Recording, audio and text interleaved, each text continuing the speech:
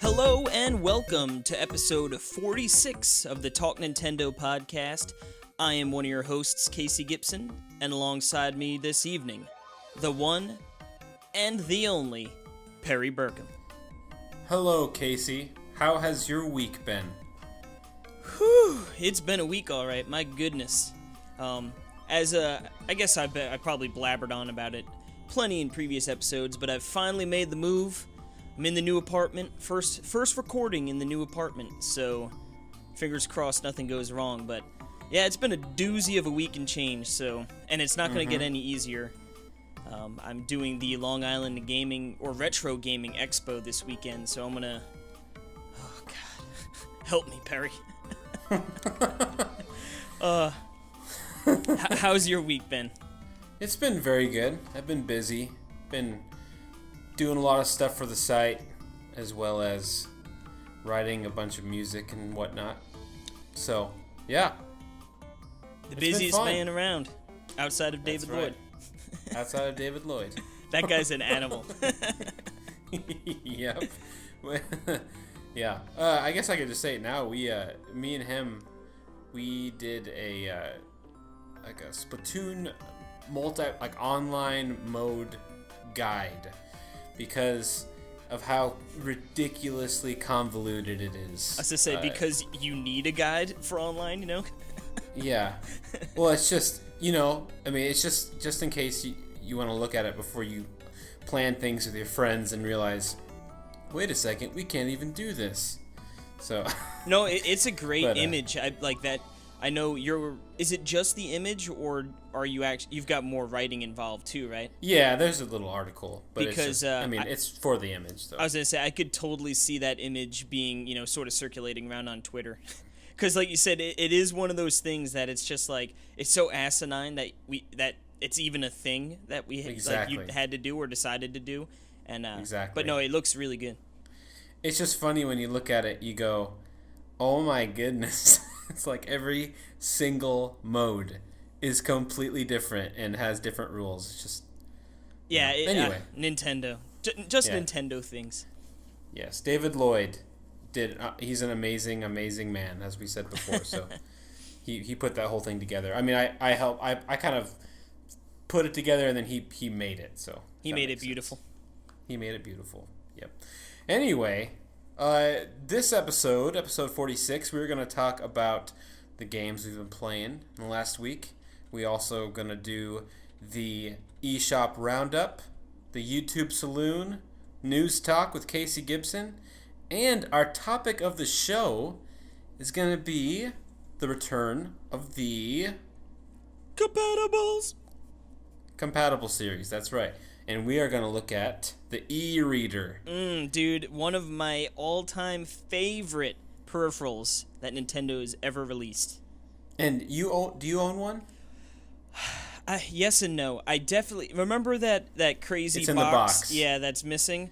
It's definitely in the box. There. They're actually really cheap to get on eBay, but we'll get into that, when we get into that. Now, there is one thing you missed that we will be talking about today.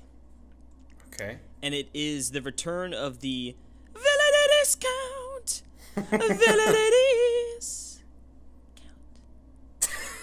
Yes. A really good game, too, but we'll get into that. Beautiful. Okay. Graceful. Precisely. All right. So, Casey, what game have you... Hey, Casey, what have you been playing? Hey, Pikmin.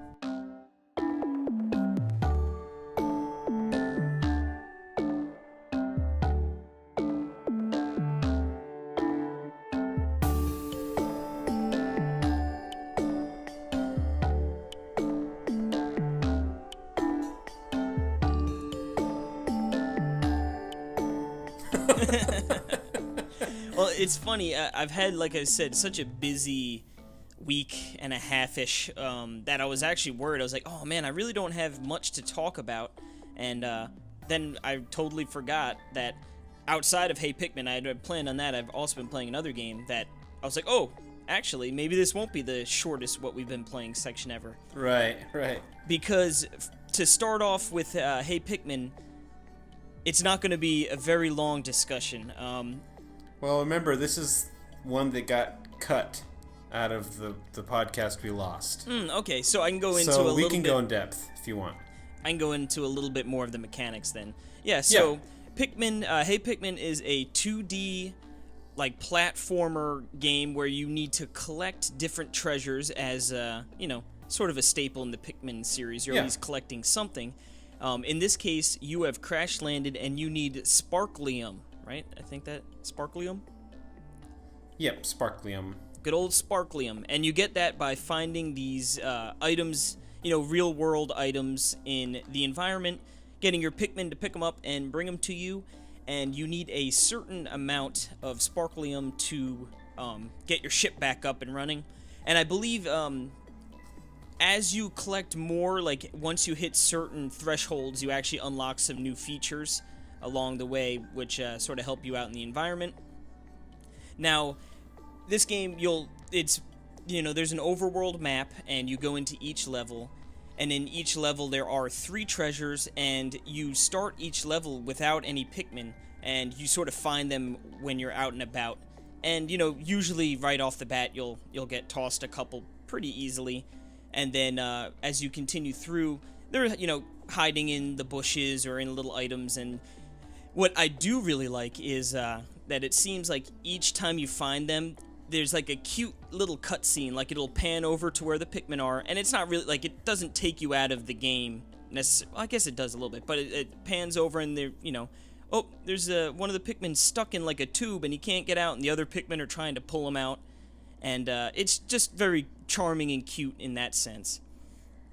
Now, as all Pikmin games, you have a number of different Pikmin, so, the yellow Pikmin, you can throw it really high, which is nice because that really helps with the verticality of the game. And this game is very, very vertically based. There are a lot. It's like it's like one of the best uses I've seen out of the 2 screens. Yeah, for real. It definitely, leans heavy on verticality, and not only just for tossing Pikmin up there, but also with Olimar. There are vines you can climb up. He has a little jetpack that gives him like a little jump and then a little like hover so you can sort of go over, pits. Now, what is really weird that I don't like in this game is that when you throw the Pikmin, they don't stay there. Now, if you've played any other Pikmin game, when you throw a Pikmin, they just sort of stay there, unless if you're throwing them at something like an item to pick up or a berry. Then they sort of know, like, okay, I'm going to go pick that up and bring it back to the onion, or, if it's a piece of a bridge, they'll bring it to where the bridge needs to go. But this game, they always run straight back to you. And I thought that was sort of a strange, mechanic in the sense, because there are times where, Olimar he has that little bit of a jump, you know what I mean, that with his hover, that he can get up to certain areas, but the Pikmin can't. So what would be ideal would be, I'm going to throw up my Pikmin, toss them up on top of the ledge, and I'll jump up, meet them, gather them up, and we can be on our way. But instead, they just keep running back down to you, and, it takes a little time for you to hit your jetpack to jump up and move over. So it's just strange. Well, I mean, that's part of the puzzle gameplay. I mean, that's supposed to be like that. They even introduce, sections with like the flowers, like the dandelions or whatever, where you throw them and then it uses them like a they'll start bouncing like on the flowers, and then they'll stay there, and then you can move and do what you want. So that's on purpose, so that because otherwise I think the game would be a lot easier. So yeah, I guess I could see what that. I mean? It was that's built into the. Oh yeah, no, I mean, I figured they did it for a reason, but it's just weird coming from previous Pikmin games where you're sort of used to that sort of like an unwritten rule. Like, you toss them and you can either use your whistle to bring them back in, or they hang out there, So just a little weird. Now, I have played through the first world and change, Now, what's really cool is there are secret exits in some of these levels that, open up a new path, which I thought that was really cool. I like that idea. But, I don't know, it's just... there's something about this game that it's just not grabbing me. And it's not for... Like, I don't hate it. I don't dread playing it. When I do play it, it's generally, like, I have a good time. It's very relaxing. And, like, there are definitely some elements that, make you think and, like, okay, how am I going to do this? And there are some treasures that are pretty well hidden. So it's not like it's a cakewalk. But I don't know. I don't think I'm going to really be going back to Hey Pikmin very much, to be honest with you. Now, after the first world, you actually do face a boss, and I imagine that's probably after every level, or after every world, there are probably bosses. The first boss is really cool. It's like, I forget, what's the name of those things? Like Bulborbs? Bulborbs, like yeah. that? It's like a big Bulborb, and he's like jumping in and out of the weeds from behind you, and I thought it was a pretty fun fight. Nothing, too strenuous, but, you had to think about it, and, like, okay, I gotta move out of here, I gotta throw my Pikmin, get them back so they don't get eaten up. But, I don't know, again, it's just something about the game, it's just not grabbing me to bring me, pull me back in, and I don't know. I can't put my finger on it, because like I said, it's not like I'm having a bad time when I am playing, and it's not like I'm sitting here going like, oh, I hate this game, it's just, I don't know, I think it's just not for me. Yeah, I mean, the thing that I loved about the game is that the further that I got in, the better it got, and the more challenging and just more explore, like, it just added in more variables to make it, a little more complex, and, where you have a better learning curve, and, they actually do go. I mean, did you make it to like the Rusty Junkyard world? I don't think so. Yeah, I mean, there's some really fun things that they have, and a lot of cute Nintendo nods. So I mean, it's kind of a combination of like the gameplay is just it's kind of like a Yoshi game with tank controls. That's so I can see that. So it's kind of in the exploration, like the enjoyment is not obviously it's not the platforming. It's in the tossing of the Pikmin. That they do have those satisfying, like this, like when you take down an enemy, and like if it's a bigger enemy and you throw 2 at it, and then you throw like 5 at it, and then you just see that bar exponentially go down faster. Oh yeah, that is always a good feeling. Like little stuff like that and then there are parts where it's like where there's a big monster and it eats 5 of your Pikmin at the same time, and you're like, oh, I need more, and so it's just like I loved those Pikmin, and they're dead. I was say, don't remind me. That is seriously the worst thing about playing a Pikmin game, is just knowing there's a very, very good chance you're going to lose some Pikmin along the way, and it doesn't get any easier. It's not like, oh, you know what, I've lost a bunch already, I'm used to it. It's, and a little cries, and then you see the little ghost flying away. Yeah. That's the real reason I'm never playing Hey Pikmin again. Yes. Though it is weird that it's a Pikmin game where you actually don't pick them. Yeah, it's strange, and like I said before, you don't bring Pikmin in with you. You just find them throughout the level, and then any Pikmin you do find in the level, you actually bring out of each stage, and they go into the Pikmin Park. Now this is I haven't messed around too much with it, but I believe this is just a way to get extra Sparklium, right? You sort of delegate where the Pikmin go? For the most part, yes. You do every once in a while get treasures as well.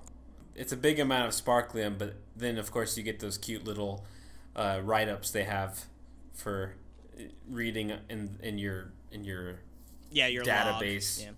Yeah, of course they always have the cute writing, and like I said, the game is charming, and it's just I don't know. I think it might just be there's a bunch of other games on the docket. Dude, that's exactly how I felt. And so it's like giving it a here's the thing, like to give it like a fair shake, it's hard when there are like Splatoon and all these other amazing games out. Now, of course it should stand on its own, but I'm just saying there's so many games to play, and this sort of game isn't a game that like it's not a game that stands out in the way that other games stand out. So it's kind of have to be like in like a relaxing mood to play the game. So it kind of requires a little effort to play Pikmin, like in the sense of getting in the mood to play it. It's just kind of how I feel about like kind of like Ace Attorney games. How it's a lot of reading, so you kind of have to devote a lot of attention to it. Yeah, there can't be much else going on. And basically, if you're not fully invested into the game, it's not as fun. Whereas like I can't watch TV or be listening to music. It's not going to be as fun as if you're listening for all the sounds and all the little sound effects and stuff. So I just mean it's kind of an experience type game. But yeah, I totally understand. I mean, I do want to say that the more Pikmin you unlock, the levels change, and they're so much fun. Like, yeah, because there's probably more puzzle elements sprinkled in between, so it's not just the same couple, things over and over again. Well, this might be spoilers, so anyone listening, if you haven't gotten far, whatever you don't want to know, just skip ahead like 30 seconds. But, you do get like the flying pink Pikmin, and they're so fun and they're so different. Can they pick Olimar up? Yes, I mean you can use them. Like it's really cool. Like you can jump off of a thing and then glide with them, and then you can also throw them while you're gliding. Oh, that's pretty cool. And then so they can pick up, and so there's a bunch of levels based around it, and they play like shooter levels. Where you're kind of just going through a cave or the wind is taking you through a whole level, so like you can't go, kind of like a scrolling level in Mario where it's like it doesn't stop the auto scrollers. Yeah, it's kind of like an auto scrolling, but it's blowing Olimar with the pink Pikmin. It's so fun. Like it's just and it really changes how you play, and that's what I like about it, because you have games like with the water Pikmin. I mean, levels where you're in the water and you kind of only can use them. And so the puzzles are, I need to get these water Pikmin. I have to go into this cave and get, I can get Pikmin in here, but then I have to face a boss in this cave. And it's kind of a hard boss. So I have to take him down, and then I can escape with those Pikmin to escape back to the cave to get back to my other Pikmin. It's like, because I will need the blue ones to, for instance, build a bridge so my other Pikmin can get by. So it's just those kind of, it's when you add in all the variables, I think it's really fun. And I really do think that the game doesn't live up to its full potential in what it could have done, because I think it kind of stuck to a simple way of they didn't ramp it up too much, kind of thing. Yeah, but it would have been so cool to have like a hard mode in this game. I think would have been really nice. An intense mode would have been really cool. Like, for instance, you get half the Pikmin you get, and you know what I mean, or something like that. Yeah. Something with to put a little more fear, because that's what the original Pikmins have, right? Is like, oh, it's nighttime, I'm gonna die, Yeah, there was that factor pushing you to, like you said, add pressure. Yeah. Where this game you could very much just sort of take your time, and there are no time limits, so it's just sort of like, do what you got to do. Right. I would say that maybe I'm thinking like next. It's such a nice summer game, Pikmin's it's just that outside weather. I was gonna say maybe like next year if there's a drought or something, it'd be nice to return to it, because it does get better. And the further you go in. I'm not saying I'm 100% shelving it. I'm just, for right now, I'm working on, some other games. And like I said, even maybe in a couple weeks, especially when I start to settle in 100% in the new apartment, that'll definitely help with getting into some more games. Hopefully, sooner rather than later. But, yeah, no, like I said, it's just strange. I hope I can revisit it and it clicks. Like you said, maybe I'm just not fully immersed into playing it right now. So, like, yeah, it's not sort of jumping off the page like if it might have if I was into it. Yeah. But, yeah.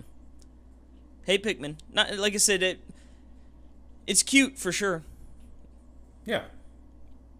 It is cute. Those darn little Pikmin. Now, you have been playing a little game that to be completely honest with you, have no idea what it is.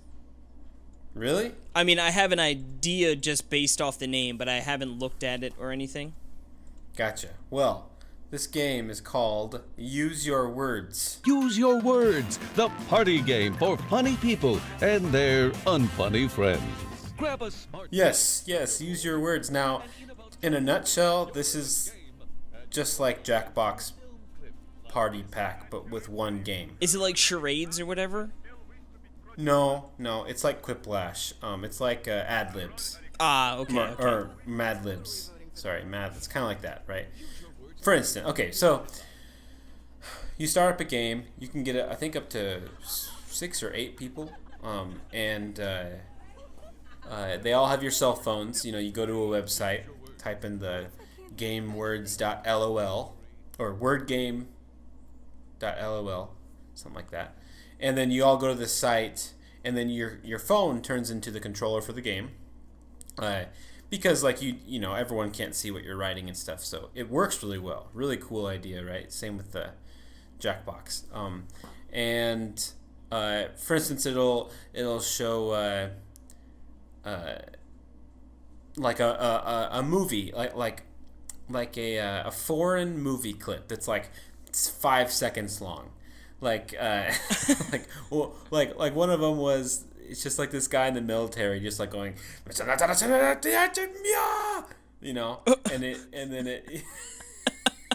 then it'll say like, well, it'll be this. It'll say like, I have an announcement, and then it'll say, insert something here, for like, what is he saying?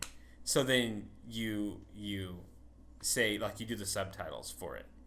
So you can write whatever you want. So then it goes through everyone's answers, and then everyone votes for their favorite subtitle that someone put. Okay, yeah.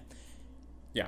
Well, what I chuckled about was that you could add that impression of the 5-second clip with your little, like, word dribble that you had earlier on for the stinger.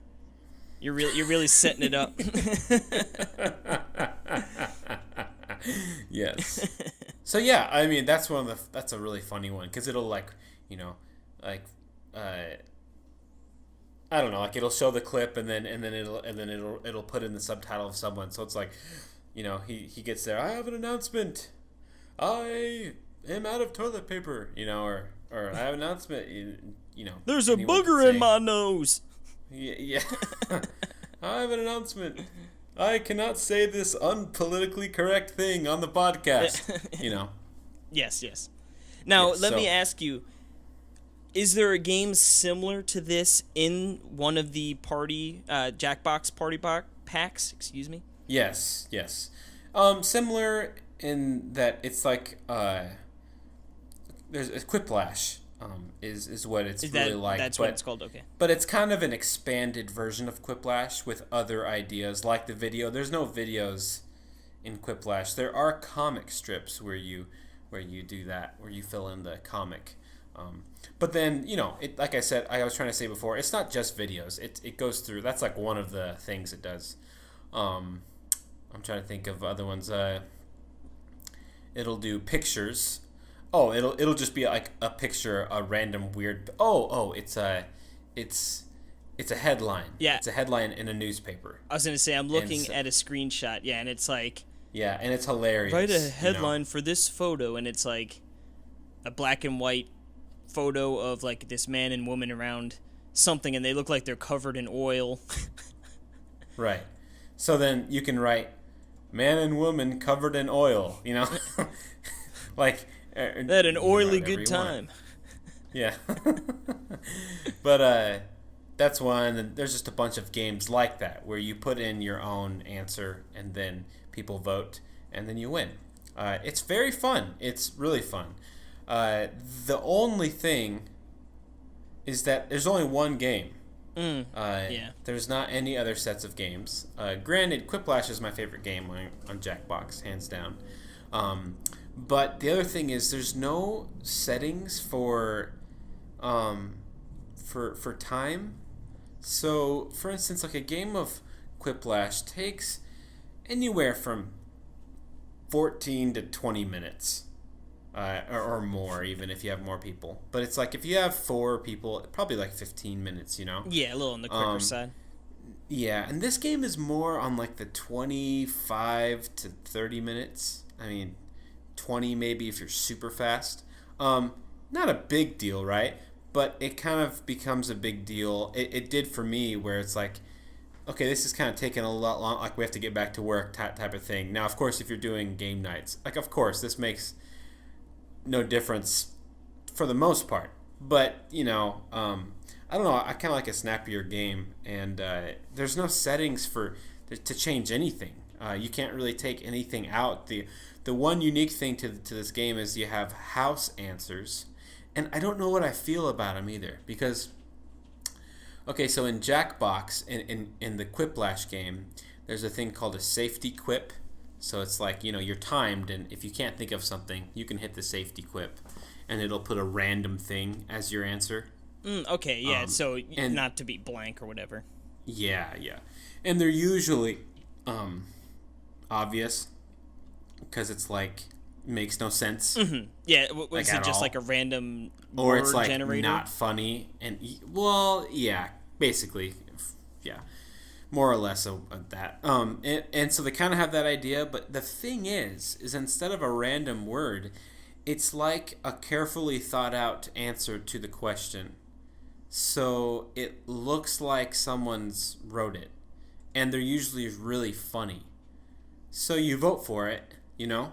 Yeah. And then if you vote for it, you get penalized, basically. You know, it's like someone tricked you into doing the house answer. Gotcha, yeah. So I think it comes standard where it's the house, there's there's literally, like, if you're playing with 5 people, there will be 6 answers, and one of them is a house answer. And then, not to mention if someone picks to do a house answer instead of their normal answer.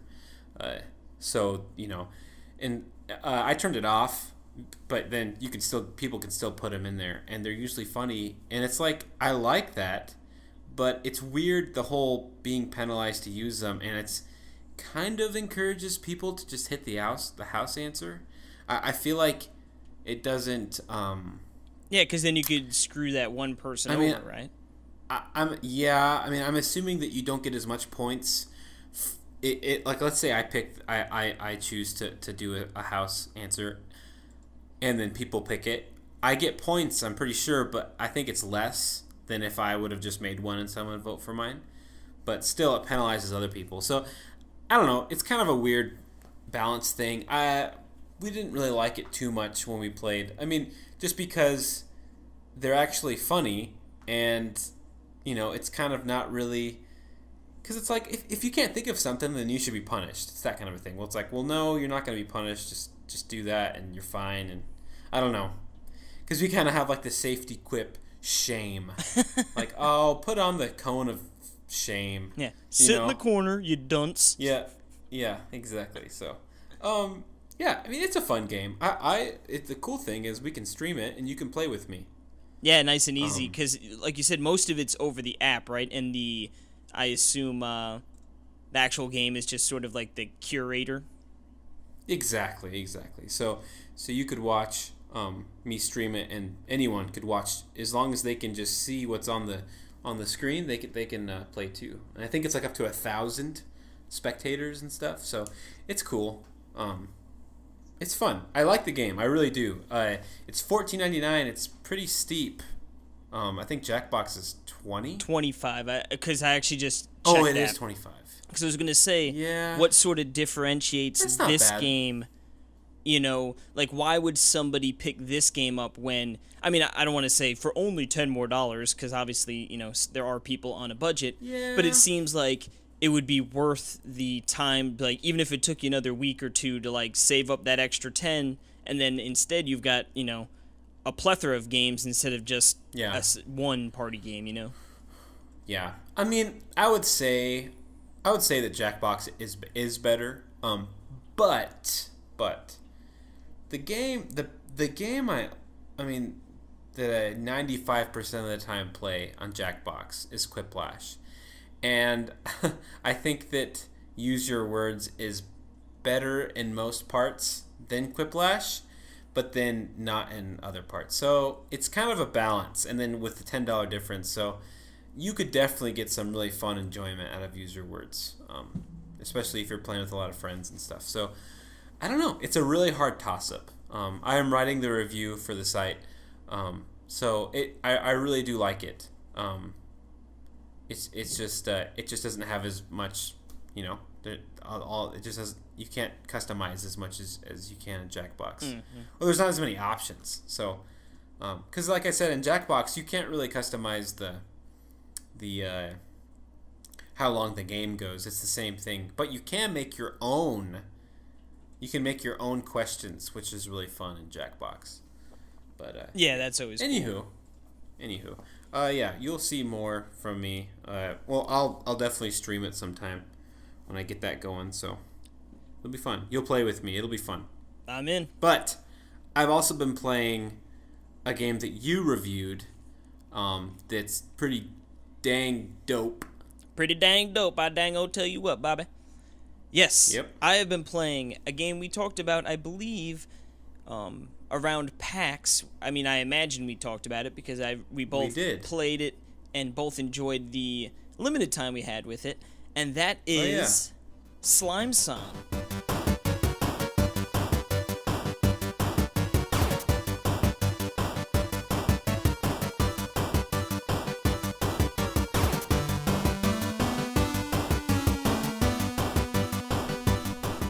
Mr. Slime. That's Mr. Slime to you, boy.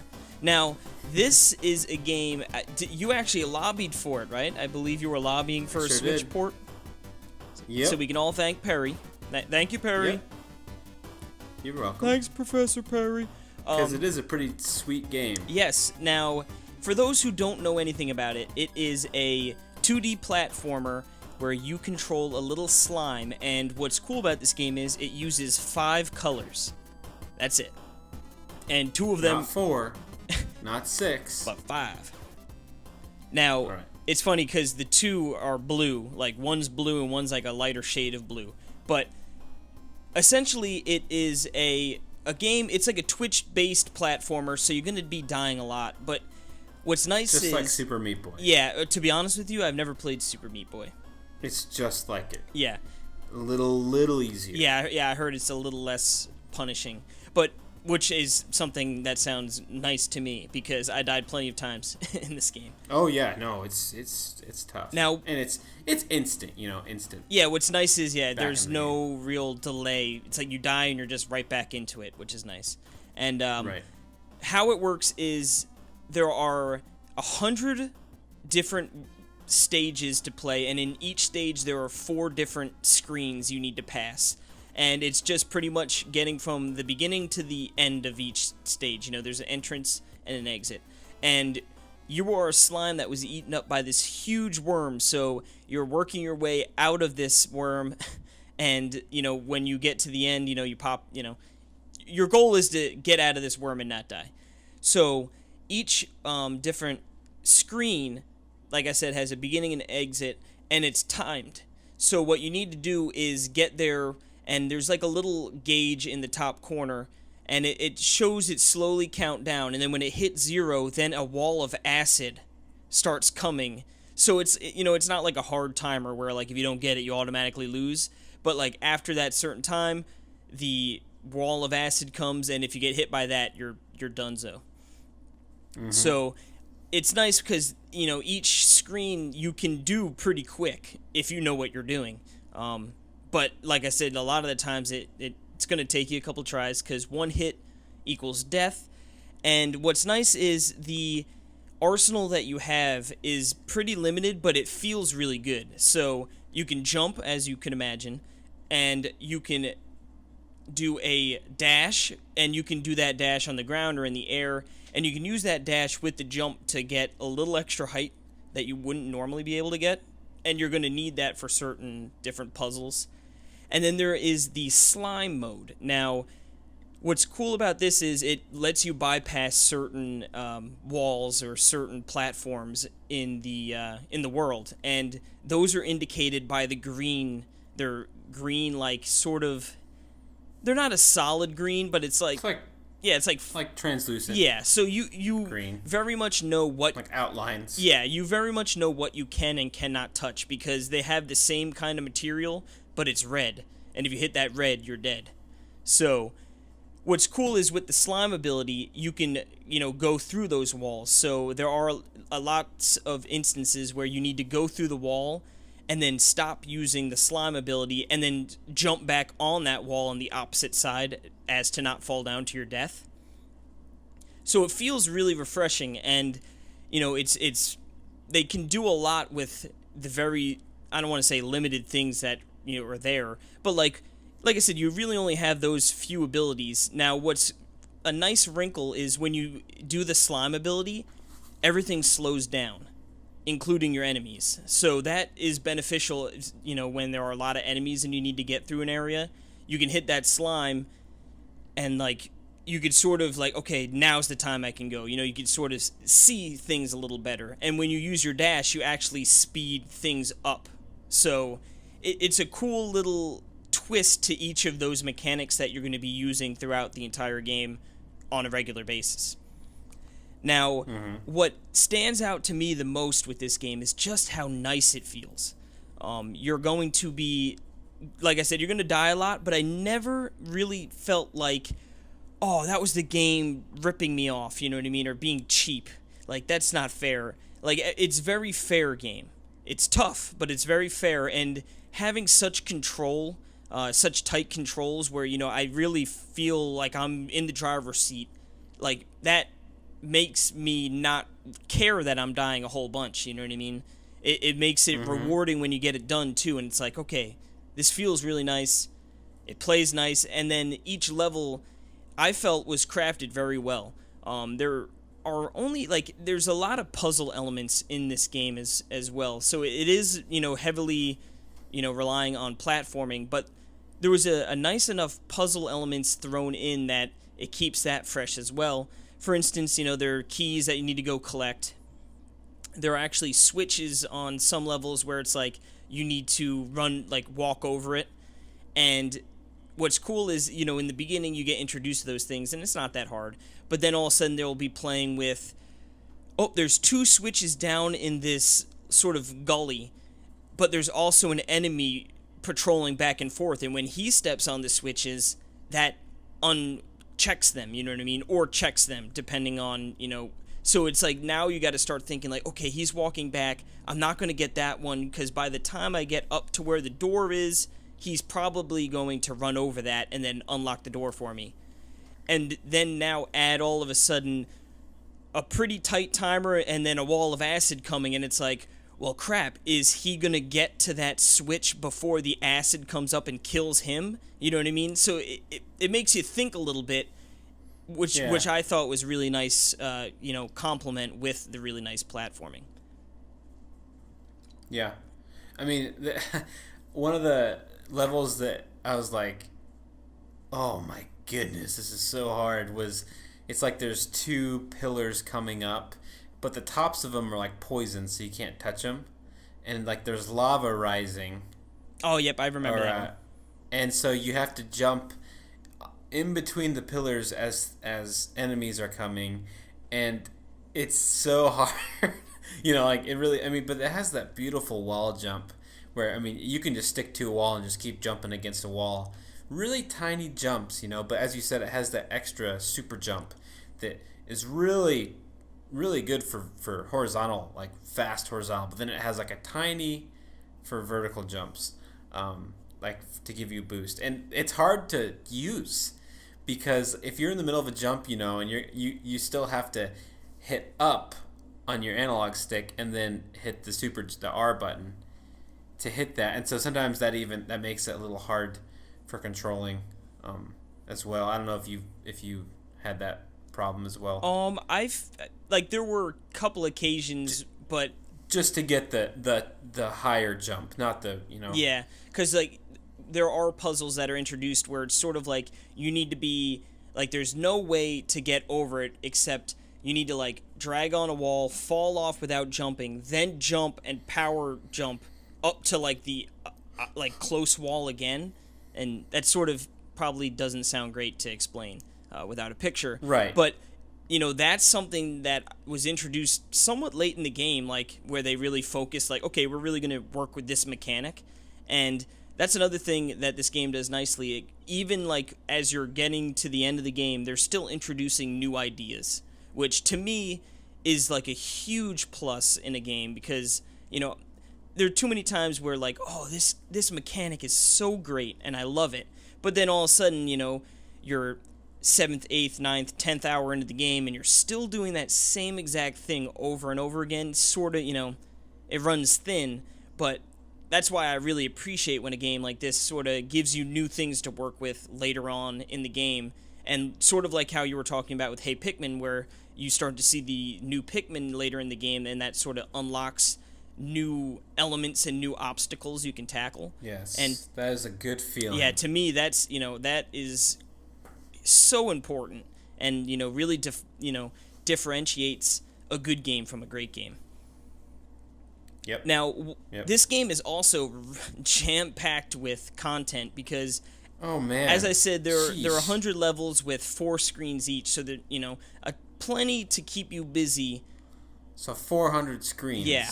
Now, and that doesn't even include the arcade games you can unlock, and yeah, there's a huge world to go through, and tons of I love that you're eaten by this worm, yet you're finding all of these characters and this city inside of the worm, and this game is really weird. But in such a good way. When you're going through the town, the way they were able to get such detail into the different environments, mainly when you're in the town and the different buildings and stuff, with such a limited color palette, it's just wow, really, really cool. And what's also really cool is you can unlock well, first and foremost, I should mention there are apples on each screen, so you can get up to 4 apples in each level. So there's 1 apple on each screen. And that's sort of a bonus. You don't have to get it. And some of them are pretty it's sort of right on the beaten path. I'm gonna grab it. Some of them are nope, not even gonna try to get that. Yeah, some are you need to go down a long corridor and up and climb up and then bypass a wall to grab it, and then you need to work your way all the way back down and up to the exit. And that doesn't sound too hard, but then you put a pretty tight timer on it, and that wall of acid comes. Then all of a sudden it's well, crap. Do I even want to deal with that right now? But the apples are actually used as currency, so when you are in town, you can purchase to skip a level if you're having trouble, which is nice. But there are also 10 different slimes, or 9 other different slimes, including your own. So there are a total of 10, and each one has a different play style, which is really awesome, too. So, for instance, if you... I forgot which ones I bought, but, for instance, the slime you work with right now is pretty well-rounded. You can get a slime that has a really good boost, but doesn't jump as well, or vice versa. You can get one that has a better jump but not a great dash, or one that walks slow. When you're just moving, it's a moves slowly, but has some other attributes. So it pretty much... That's awesome. Yeah, no, and so that completely changes how you're going to tackle any given level, because it's just completely, they feel so different, which is great because it also gives, say, oh, I'm having trouble with this. I need a little longer jump, and I just can't, I can't get that jump down. Then you can go purchase one with a better jump, and sure, you might, not dash as well or something, but you could try and overcome that and see if that works better for you. Yeah. It's like Mario and Luigi. Yes, sir. You know, they should. I'm surprised there's not a nod. Well, there probably is somewhere in there. To that I'd be if there's like one with that's shorter and just short and fat. is better all around, and then there's one that's taller and green and slippery. That dang old Luigi. Now, just to wrap up, or at least wrap up what I have to say, I don't know if you have more to add. Each level does have a trophy you can unlock by completing the level under a certain amount of time. So, for instance, those are situations where it's like, well, I'm not going to go after the apple because I need to beat this level, within 50 seconds. And that adds another challenge to it. So I really like that this game gives you a lot of different things to play and do. If you want to try and speedrun it, you can unlock those trophies. If you want to try and get all the apples, you know what I mean? There's just a lot to do. You can unlock the arcade games, which are, mini games in the town that you could play. So it just, when you look at it on the surface, you see like a pretty simplistic, graphics, visual presentation. But then when you really get into the weeds of it, you start to realize there's a lot there. There's a lot to unpack, and that's really good. Like I said, there are a few instances that, weren't great. There was like some of the puzzles, like it'll be like, oh, the exit is blocked by this slow-moving platform. So it's like, oh, I just need to dodge these couple of enemies back and forth until that thing moves. So like that doesn't. Yeah, I've played those. Yeah, that doesn't feel great. It doesn't feel great because you're waiting, and then it's really freaking hard after a while. Like, you'll wait 15 seconds for something and then die. Yeah, and then you gotta because it's really hard, and then you have to redo it again. Yeah. So those were a little miss for me, and then there were, I think, 2 instances when I experienced some slowdown. One didn't really affect anything. It was just there was a bunch of enemies and the acid was coming, so it was like, and like it was right by the end of the level, so it was no worries. There was one where I was like climbing up like a corridor, bunch of enemies, acid coming in, and it slowed down a little bit, and I actually died because of that slowdown. I missed a jump, but I was able to do it the next time. So just a heads up, there is, you might encounter the occasional slowdown, but honestly, nothing so egregious to make it, where you wouldn't want to purchase this game or play this game. And not to be on a negative train right here, but I do have one thing about it. And as in with the art style, it's gorgeous and really cool. Really, I mean, the pixel art is fantastic. That 5-color scheme, like you're saying, it really is cool. After a while, I do yearn. I yearn for more colors, and it's just kind of the same. It's kind of the same. It gets samey, and you can change it, right? Like you said with the other color schemes, but those make it even less detailed. It kind of there's a Virtual Boy one which is amazing, that turns it into like it looks like a Virtual Boy game, and an extremely hard Virtual Boy game. It makes it very hard. But anyway, I get it. I think it's cool. I think it'd be cool if there was more colors in 2. But, just because after a while it gets a little... Yeah. No, well, as I said... I don't know. I can't explain how much detail there is when you're in the town and how cool things look out in the battlefield, if you will. Yeah, it's pretty similar. Like I said, it sort of has like the bluish color, and then it's really harps on the green and the red surfaces that you can and cannot touch. And I think that's great in the sense of when you're playing, the rules, you know what you can and cannot touch, and it's very, very obvious. But like you said, it can wear on you. It didn't. Yeah, it just wears. It didn't personally wear on me, but I could totally see where that complaint comes from. For anyone that might be interested, you could definitely look at some screenshots, and you'll definitely see a lot of the, colors and different screens look similar in presentation, but obviously, Very unique, cool game. I mean, that's what I said. That's why I kind of hate. I wish I would have said it at the beginning because I love the game. I think it's a phenomenal game. Yeah. Really cool. Yeah. And it's because of me that it's on the Switch. So. Yeah. So if you are into any Twitch platforming and you want a challenging but fair game, Slime-san is definitely worth checking out. Yes, and I can't believe how fast that came, man. Yeah, that was... I mean, we were just talking to him in March, and he's like, didn't even, he's like, well, we're thinking about it, I mean, of course we'd love to. He already it's had already it ready. out. Like, very cool. Yeah. Yeah, no, that's one thing I'm noticing with the Switch, and I don't know if it's just indie games in general, and since the Wii U didn't really see as many, that this is fresh for us, But I've definitely seen a lot of like, oh wow, the Wii U didn't see a lot of indies. That's like all. Well, I mean, like major. I don't know. Like it didn't see Overcooked games. Like it wouldn't have seen Slime-san. Games that are on a bunch of different other platforms. Like of course they do have a bunch of those. I don't know. Maybe it's that I wasn't following the indie scene as much, but I just feel like on Twitter a lot of the times like, hey, this game is coming to Switch. Oh sweet, that game looks cool. I wonder when it. Oh, it comes out in a week and a half. Like, oh, okay, awesome. Yeah, awesome. Like, heck yeah. I'll download it right now. Well, Nintendo's got another one for me. Like, I feel like it was on our news section last week that it was coming because we recorded early. Yep. And then it was just, so it was there. So, interesting. Hey, I'll take more good games that are coming out in a fast clip.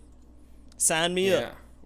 Well, I know that there is another game that me and Case have been playing that is amazing, and we will be going into crazy depth next week.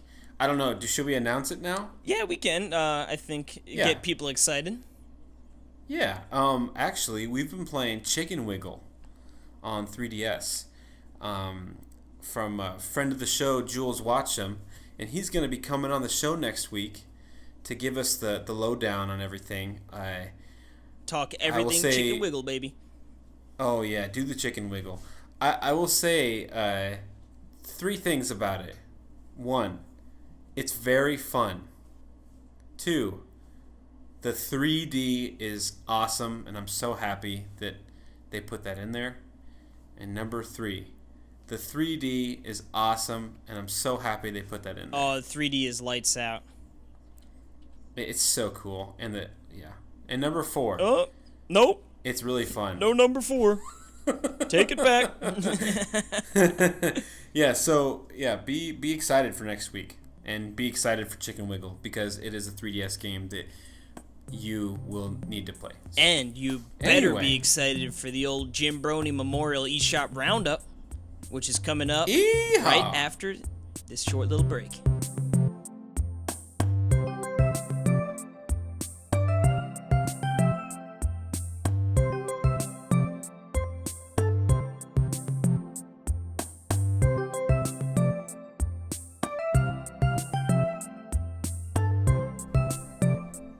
Hey, welcome back. Pikmin.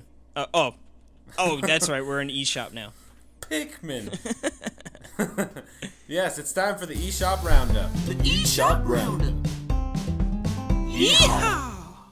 Yes, and I'm looking at the news. Okay. This doesn't look like it. First up, we have the Wii U. Now, there's one game on Wii U, and it's called Flight of Light. The Flight of the Light. And how much does it cost? A stupid price. $8 American dollars on the schnoz. $8. Yep. Now, this is an on-rails rhythm game, not unlike Thumper. So it's kind of like the same idea as Thumper. It's kind of like a roller coaster game. You're like on a ship type thing. When I look at it, it looks like Star Fox 64 cross Thumper, which that actually sounds pretty sweet.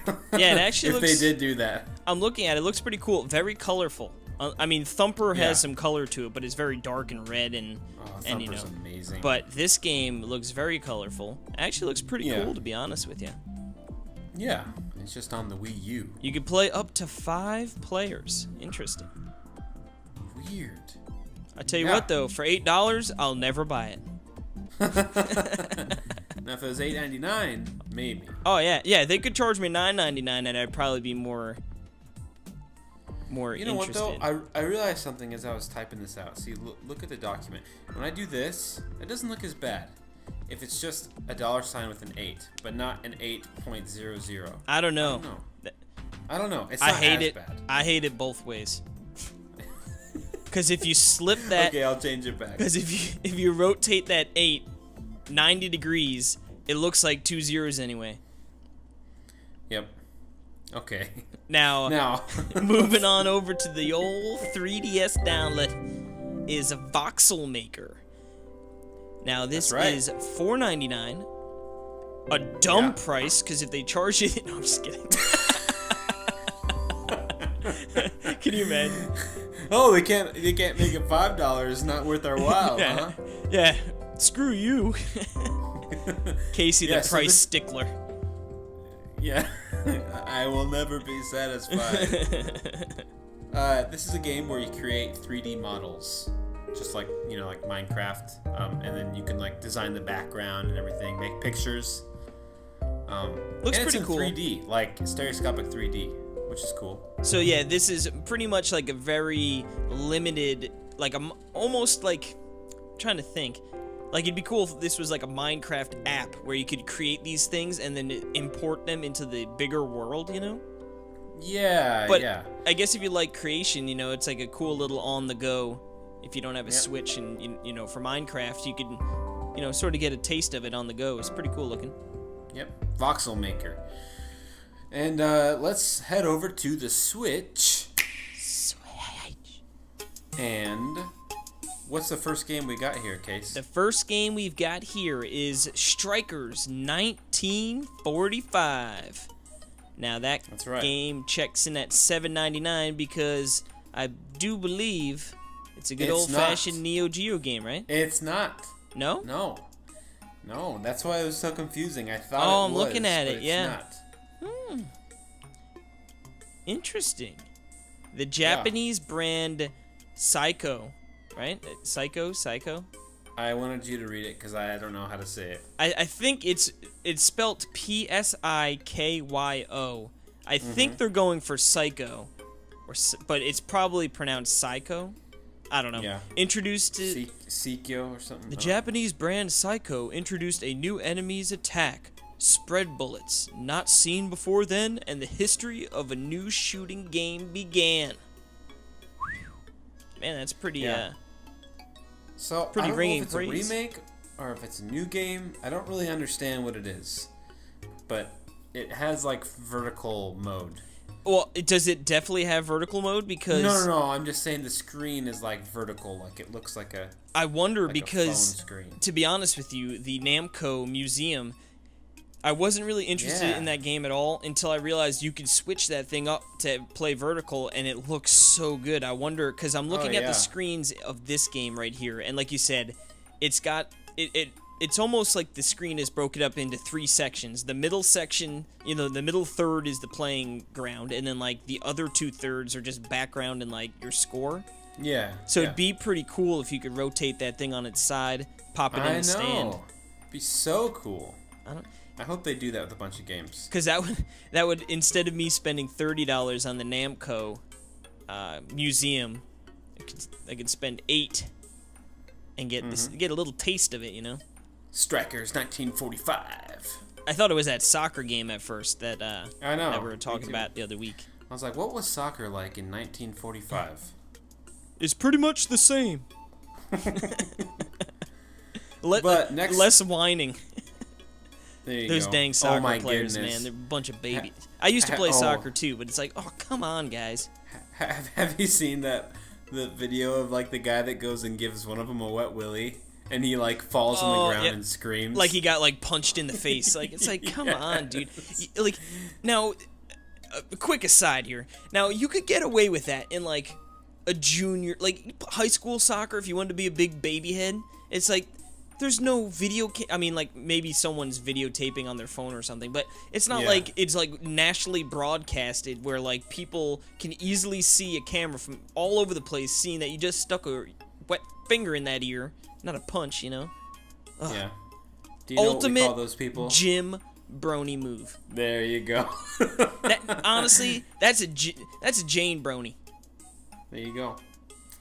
Well, next up, I can't remember if we had this on last week. I really can't. I don't think we did, though. I don't believe so. But you know what? anyway. It can't hurt to reiterate a good game. Slime-san is out for $11.99, I think. But once again, I downloaded it and I can't remember what it Yeah, was. I'm almost 100% Pretty positive sure it's $11.99. It's around there, if not. You heard us talk about it before. Go get it now. Next up. Next up on the docket, $11.99 is the correct price, by the way. Okay, cool.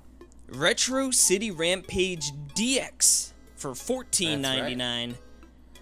Yes, this is the WiiWare game. That it was just kind of like the last WiiWare game of what am I looking for? Of worth, or that came out that Before it was just like shovelware. Well, I'm just saying it's like the last big WiiWare game, well after the Wii U came out, I remember, and it was ported to 3DS, and I think like every other console, PS4 and Xbox, and yeah, I think you can get it just about anywhere. Yeah, and it's I was looking at screenshots of it on the Switch eShop. It looks gorgeous on the Switch screen, like gorgeous. I recommend you go look at those. Yeah, no, I am as we speak, unless if Yeah. you're talking to any listeners out there, which could have very I was well have been talking the to you. case. Okay, yeah. No, I was have you ever talking to played this game before? Yeah, I've played it on 3DS, and I liked it for the most part. I don't know. It seemed like a lack of focus in the game, and I didn't understand exactly what I was doing. I don't know. It was weird, but I love the concept. Isn't that sort of because it's an open world game, right? Yeah. So I think that sort of is like Yeah. hey, there's not much direction, just go out and do your thing, Yeah, but for some reason it didn't feel that satisfying to me. I don't know. I don't know. I've never played it before, and Oh, it's worth playing for sure. It's great, and the sequel's coming out. to me that might be a game. Right now it's $14.99. That might be a when a sale. when it hits the I think ability that's to too discount. high. I might It needs jump to be in. $9.99. It needs to be $9.99. Yeah. That's too high. I don't know. That's weird, but yeah. And anyway, oh, I was gonna say Adam Abinasa reviewed it for the site, so he gave it a good score. very- Let's just leave it like that. a very very very good score. So you should yeah. Yeah. So go check that out. NintendoWorldReport.com. Ooh-wee. And there's another game that came out Yes, out of nowhere. at a left field, literally. That's right. Yeah. Severed. And this is on the Switch now for $14.99. This is the who are the guys that make this? I know it's Drinkbox Studios. Drinkbox. Yeah, they make the Guacamelee. Yeah, they kick ass. I really like them. Casey talked about this on the show. Yeah, now And- I believe this is the first game to Second, be released in North America. Was that other game released in North America? Voxel? Oh, yeah. Oh, it was? Or Voez. Voet? Oh, I didn't realize it Pretty came. sure. I knew it came out. Yeah, it did. Okay. It did. Yeah, so heads up, this is handheld mode only. You cannot play it docked because, for those who don't remember, it is extremely it is all touch based. It is a really cool game that for $14.99 it's a little it's tough because it's probably about a 6-hour game and it is a lot of fun. It's really cool. Very depressing story. Beautiful. Very depressing story. Yes, very beautiful. Now, the game mechanic I love, but you will run into a little bit of fatigue towards the end, but that's almost where it comes in handy that it's only about a 6-hour adventure.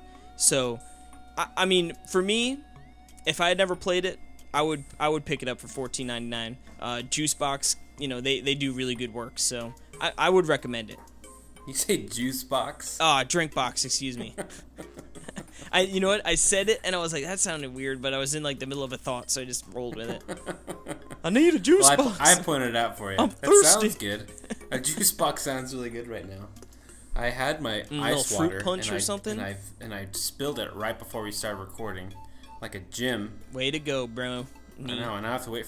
Now I have to I have to wait for the ice to freeze in my freezer. That's not gonna be for another couple hours. You might as well just give up on never drinking again.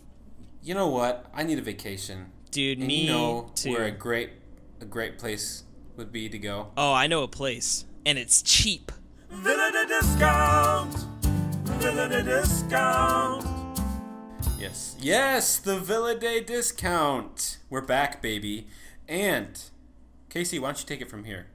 This is a game I talked about earlier this year, as it is a Switch game.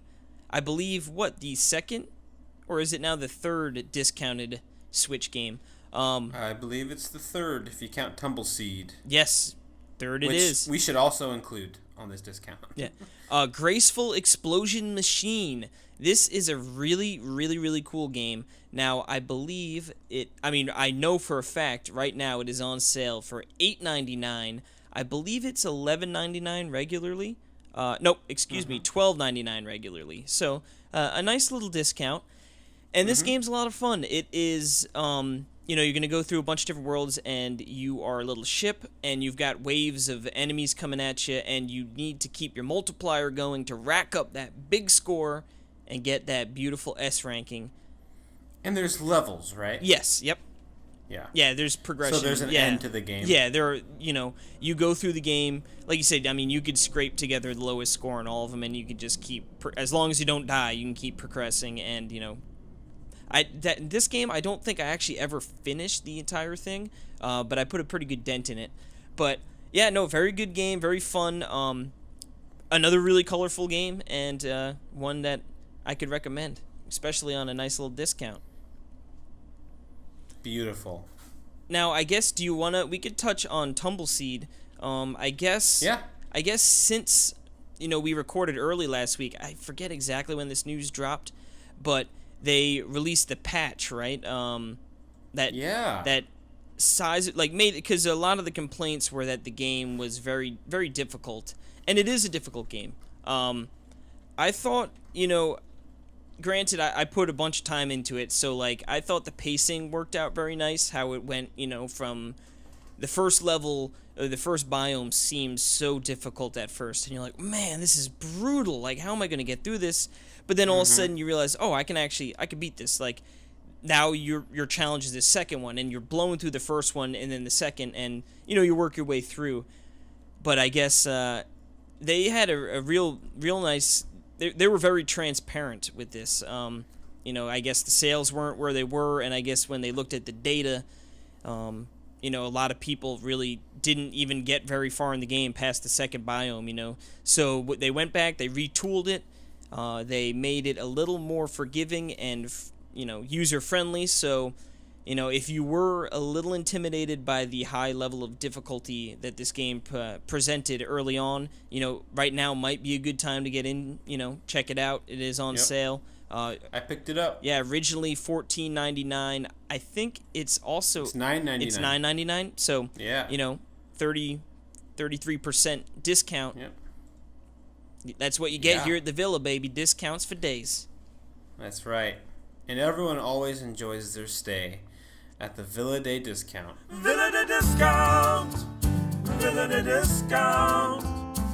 Well, I think after it's time to get back to the range, to home on the range. And I'm awful thirsty. Let's go stop at the YouTube Saloon. The YouTube Saloon, where Perry spills his drink. Where Perry drinks his tequila. Ugh. No thank you. What we have up on the docket today, or this week, we have a mini play. It's my turn this week, and we're doing a Super Mario Bros. Deluxe. That game has never looked better. Yes, I recommend watching this because I think there's a lot of things that people don't realize are in the game. There's a mode called You versus Boo, where you face Boo and you race him through a level. It's really fun and wacky. And then there's you can also unlock the Lost Levels. The whole game of Lost Levels. That's really cool, actually. It's in Super Mario Bros. Deluxe. And the way you unlock it, I remember looking it up like a few years ago. You have to score enough points to do it. Like Mario points.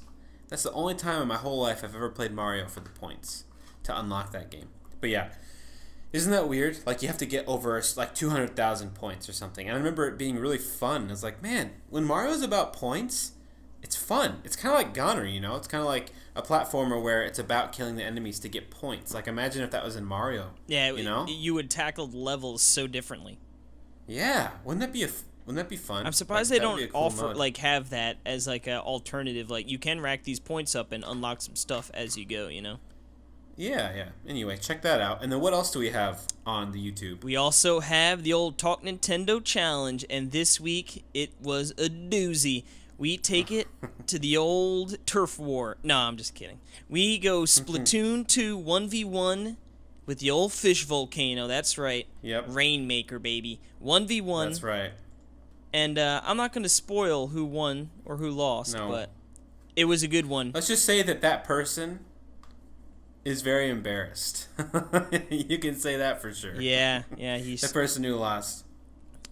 But like I said, it definitely a good one. I think it turned out really well. Oh yeah, I loved it. Casey did wonderful editing on it. Why thank you. Yep. But again, yes, check that out. YouTube. Talk Nintendo. Search for that. It should pop up. But as always, I always put a link in the description on your iPhone, iPod, your Android, whatever you're using to watch and listen to this here podcast. There is a link. Yes, if you're in the browser, there's a link in the show notes as well. So beautiful. Definitely worth checking out. Slap that subscribe button. Help us help a brother out, please. You know, honestly, I have noticed that it is easier to find on YouTube with the more subscribers we get. I did notice that. Yeah, which is cool. Yeah, I think their algorithm or whatever. I'm sure subscribes and viewers or views probably help boost up all that jazz. Just like on iTunes, I know if you review the podcast, it helps get it out there. So, while we're plugging away. Yeah, seriously. Hey, I don't think we've ever plugged that. Yeah. Ever. That is important, so we would appreciate if you could go do that. Not necessarily, but it would be pretty cool. Yeah, like a couple months ago, we looked back, because we had never checked our reviews on iTunes, and there's a bunch of really, really nice reviews on there. From people who listened. So and definitely none really of them were written by us. No, sir. They weren't. I think like the first one is written by us. Yeah. If you look at the date we got on iTunes and the date of the first review, they probably coincide, but that's okay. These two Jim Bronies are great. Yeah. Alrighty. Well, let's get into the news. Yes, enough pimping of the wares. Let's get to the goodness, baby. News Talk with Casey Gibson. Alrighty. Now, this first bit of news is hot off the presses, and I'm going to let the man who found it tell us what it is.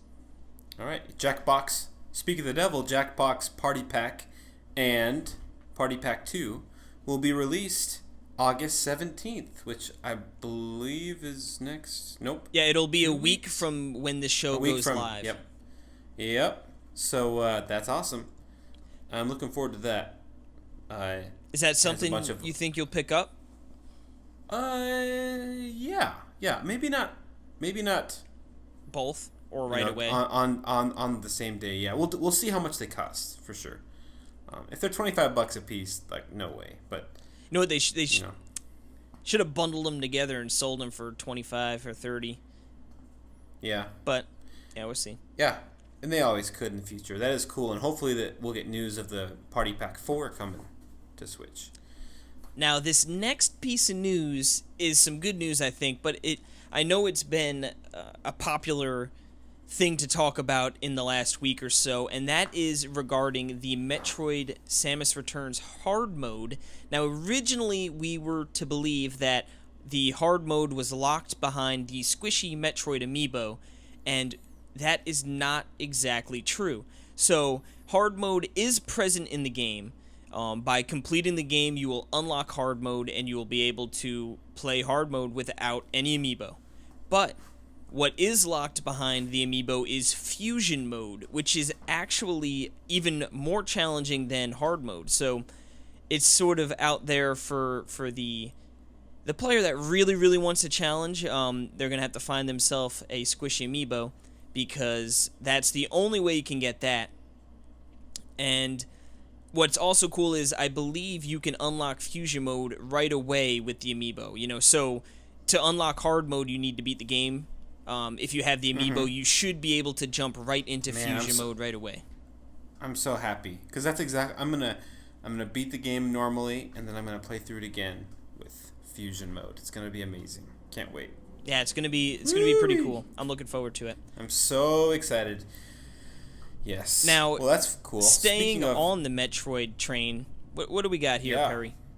The Metroid Samus Edition, Nintendo 3DS XL. No, just the normal 3DS XL. Oh, God. But yes, that's coming out the 15th, which I'm assuming is that's the day. the same day as the game. Yeah, it looks so good, dude.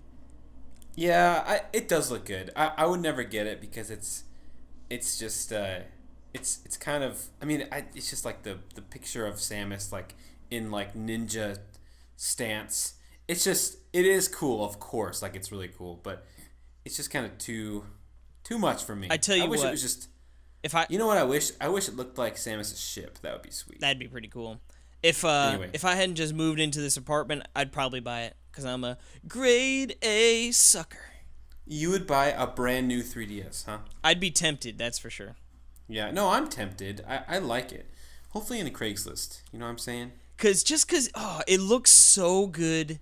Metroid's back. Isn't it a wonderful time to be alive? 2017, best year of gaming. Ever. Yep. Now, we've got Besides some... stupid Splatoon 2's online crap. Yeah. Somehow, 2017 was still the best year of gaming, even with that whole debacle. Yeah. Now, we've got some new tidbits coming from the Breath of the Wild DLC Pack 2.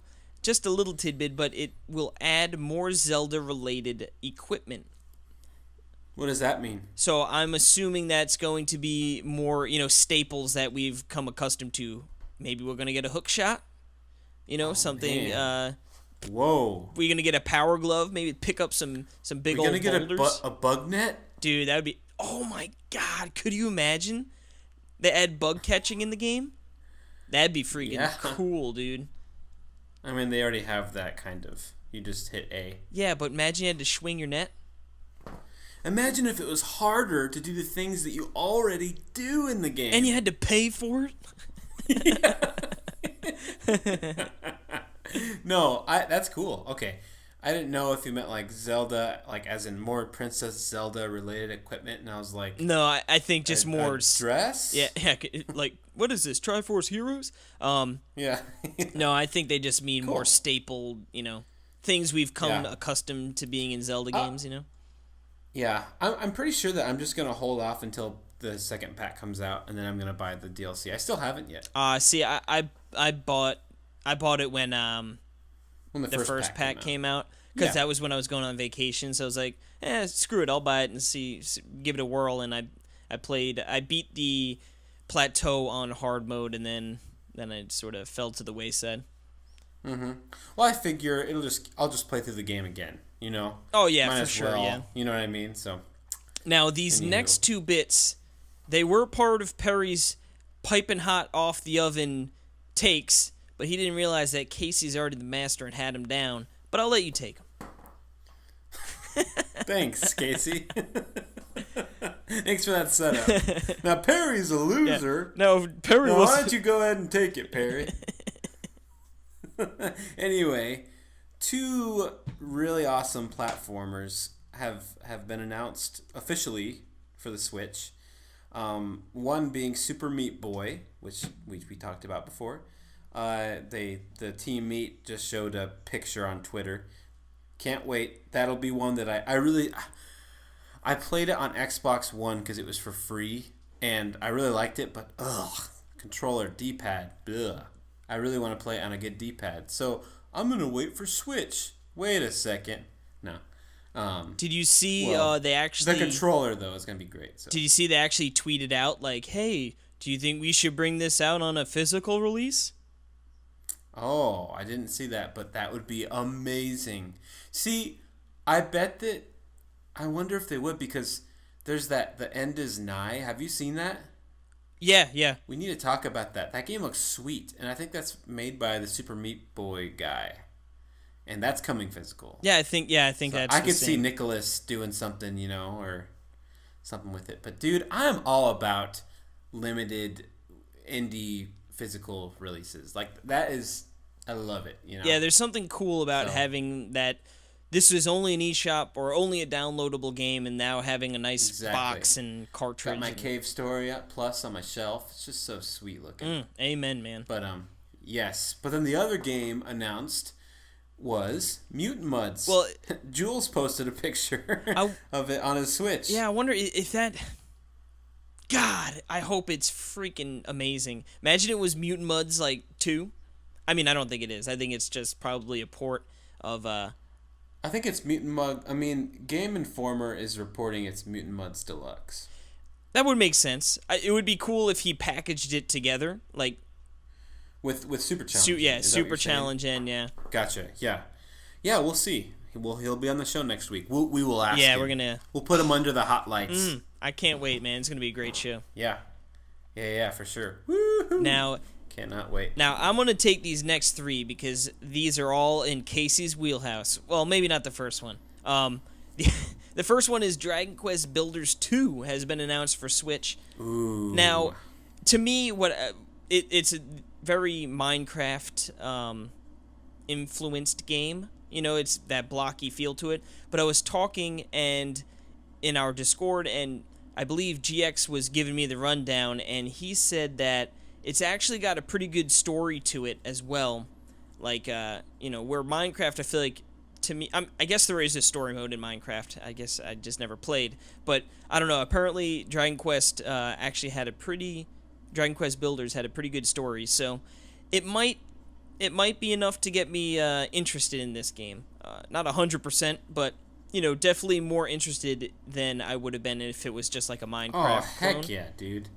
Dude, I will be getting this game. It looks great, too. I love the look of it. Yes. I mean, I really don't know anything about it, but I'm assuming exactly what you just said, that it's like Minecraft, but with more purpose, which is exactly what I want. So, yeah. And on Switch? Yeah. Sign me up.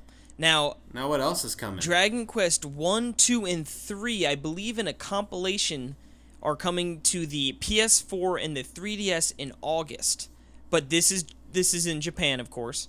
No word on if it's going to be coming to the West, but man, I sure hope so. That'd be great. Even for obviously for the Switch would be better, but I would be all in on the 3DS.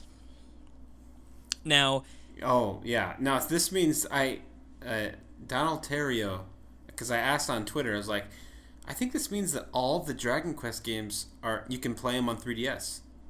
Yeah, I think so. Every single one. So it's like, well then, outside of 10. No, you can play that on 3DS. They made one for 3DS. They made really? Yes, it's the weirdest thing. It streams. It's a streaming game. You have to be connected online. It is so weird. I've heard the Bivs talk about it. That's amazing. On the Famicast. That is amazing.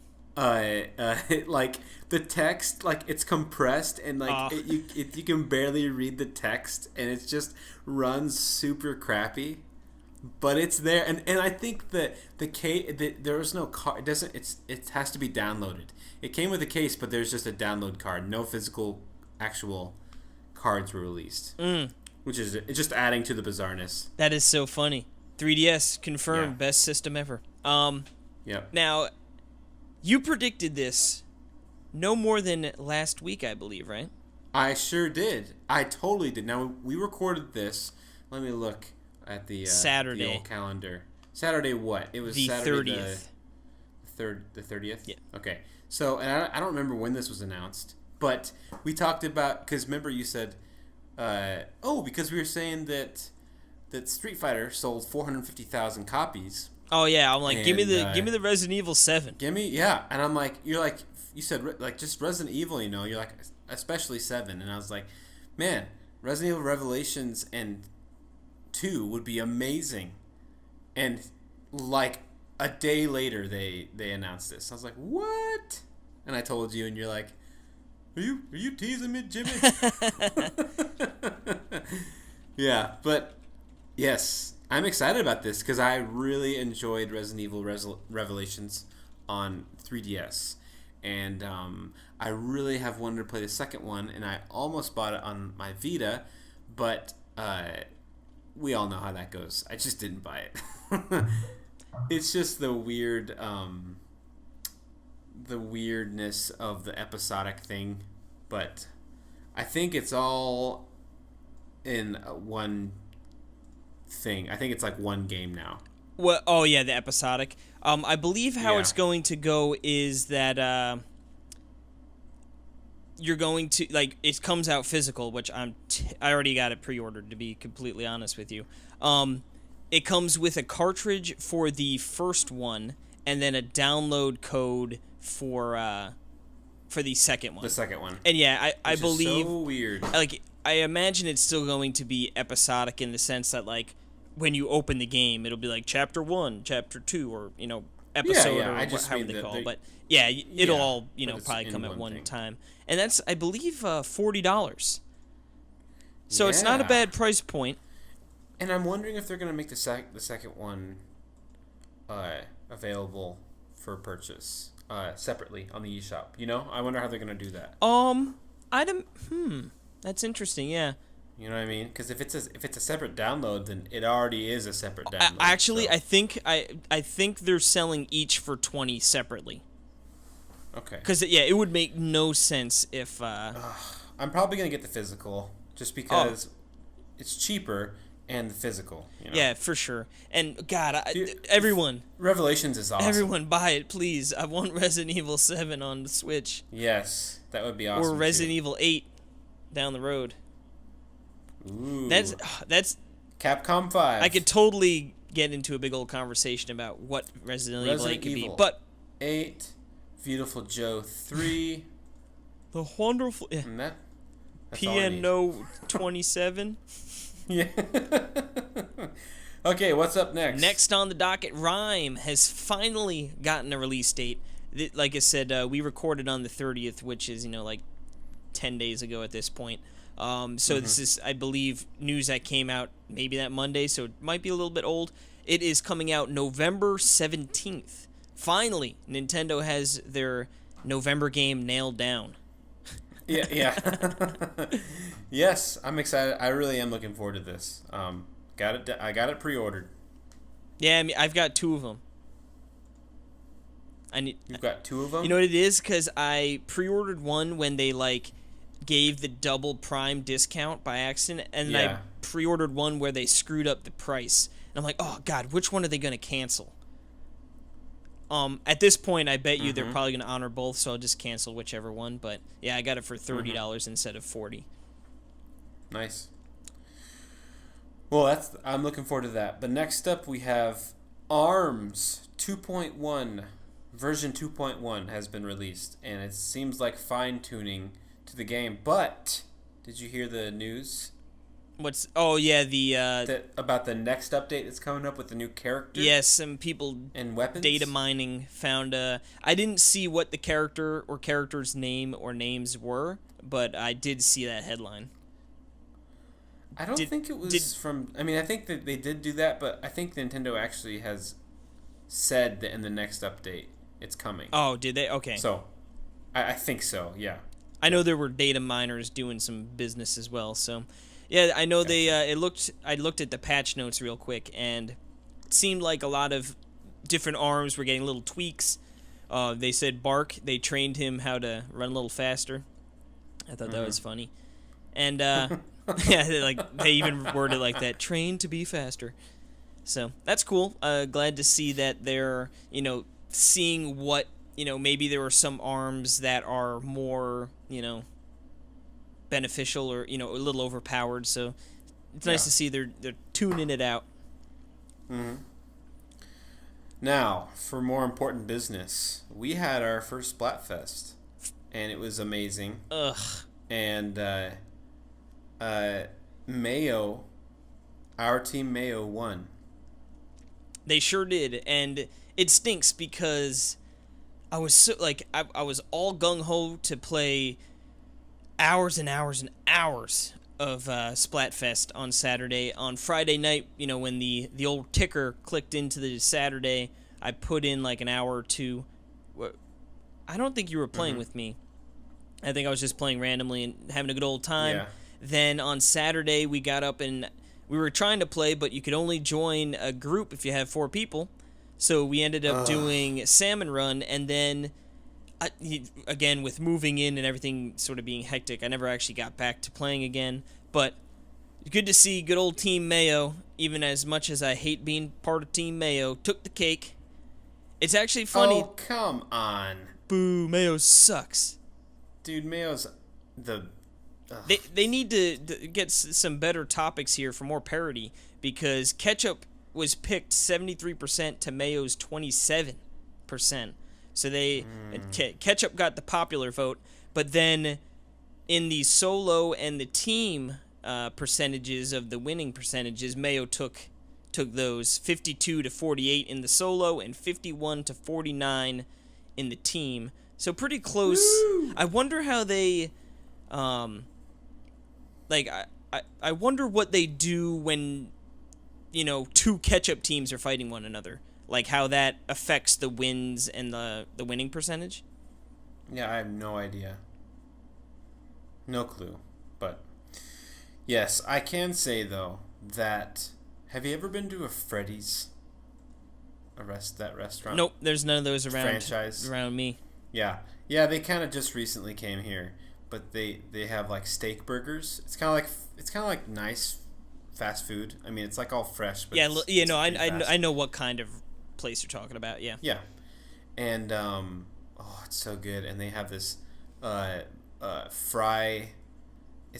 What do they call it? Fry sauce. And it's like, it's this amazing concoction that I know has ketchup and mayo in it.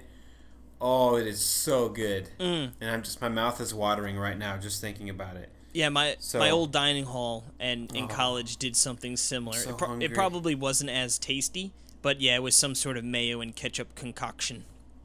Yes. Yeah, I'm getting hungry too. Let's get all right, guys, that's it. We're going fishing. All right, let's end this. Let's end this on on a cool note here. Nintendo World Championships 2017. Woo! That is awesome. Also, hold on.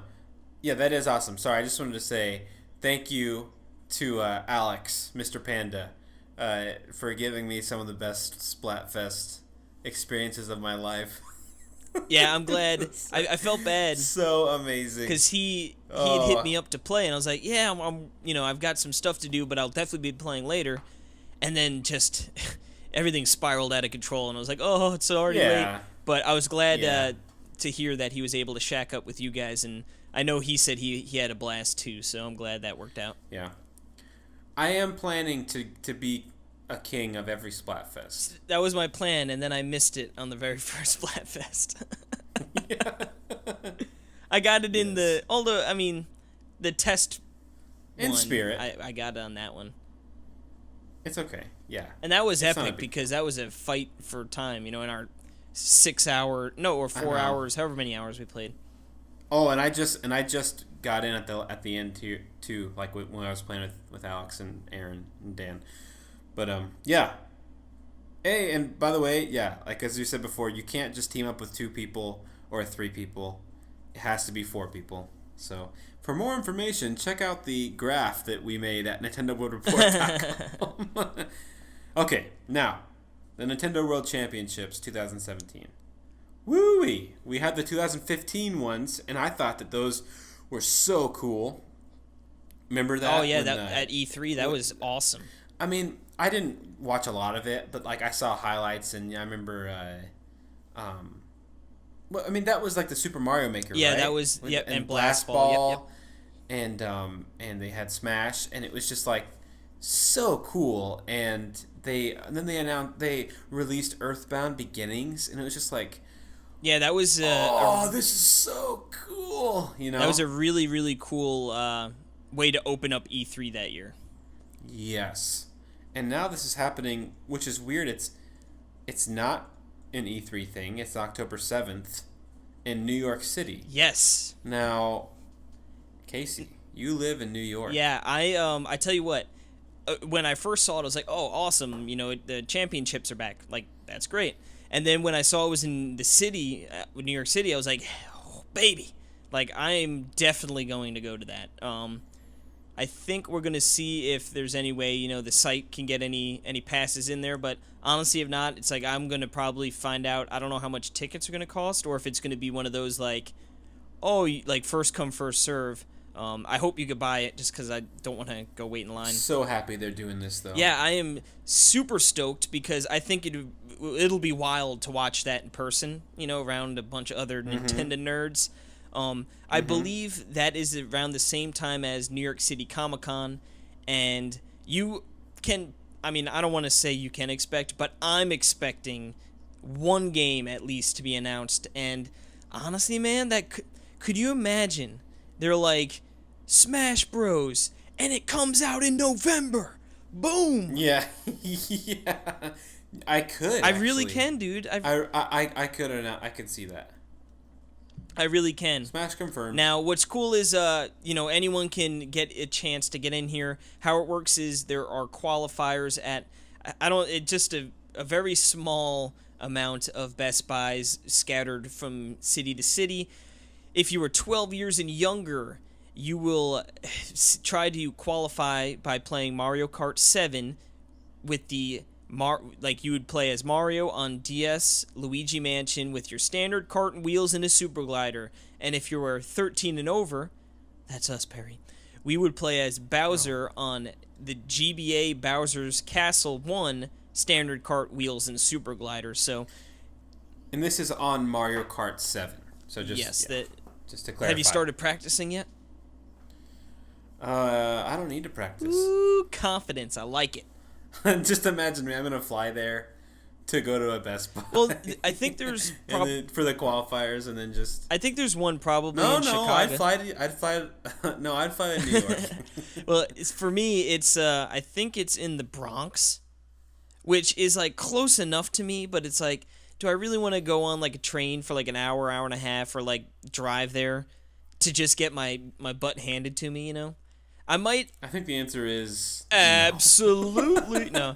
I think who knows? Maybe at some point I'll play some Mario Kart 7 for the LOLs, but I don't see myself going to that. But like I said, I could totally see myself getting to the actual event on the 7th and checking that out because I think that'd be pretty cool. Giddy up. Now. Well. Yeah. I think that'll do it for our news section. And we're going to take a little break. And when we come back, it's another segment of Compatible. Compatible. Compatible.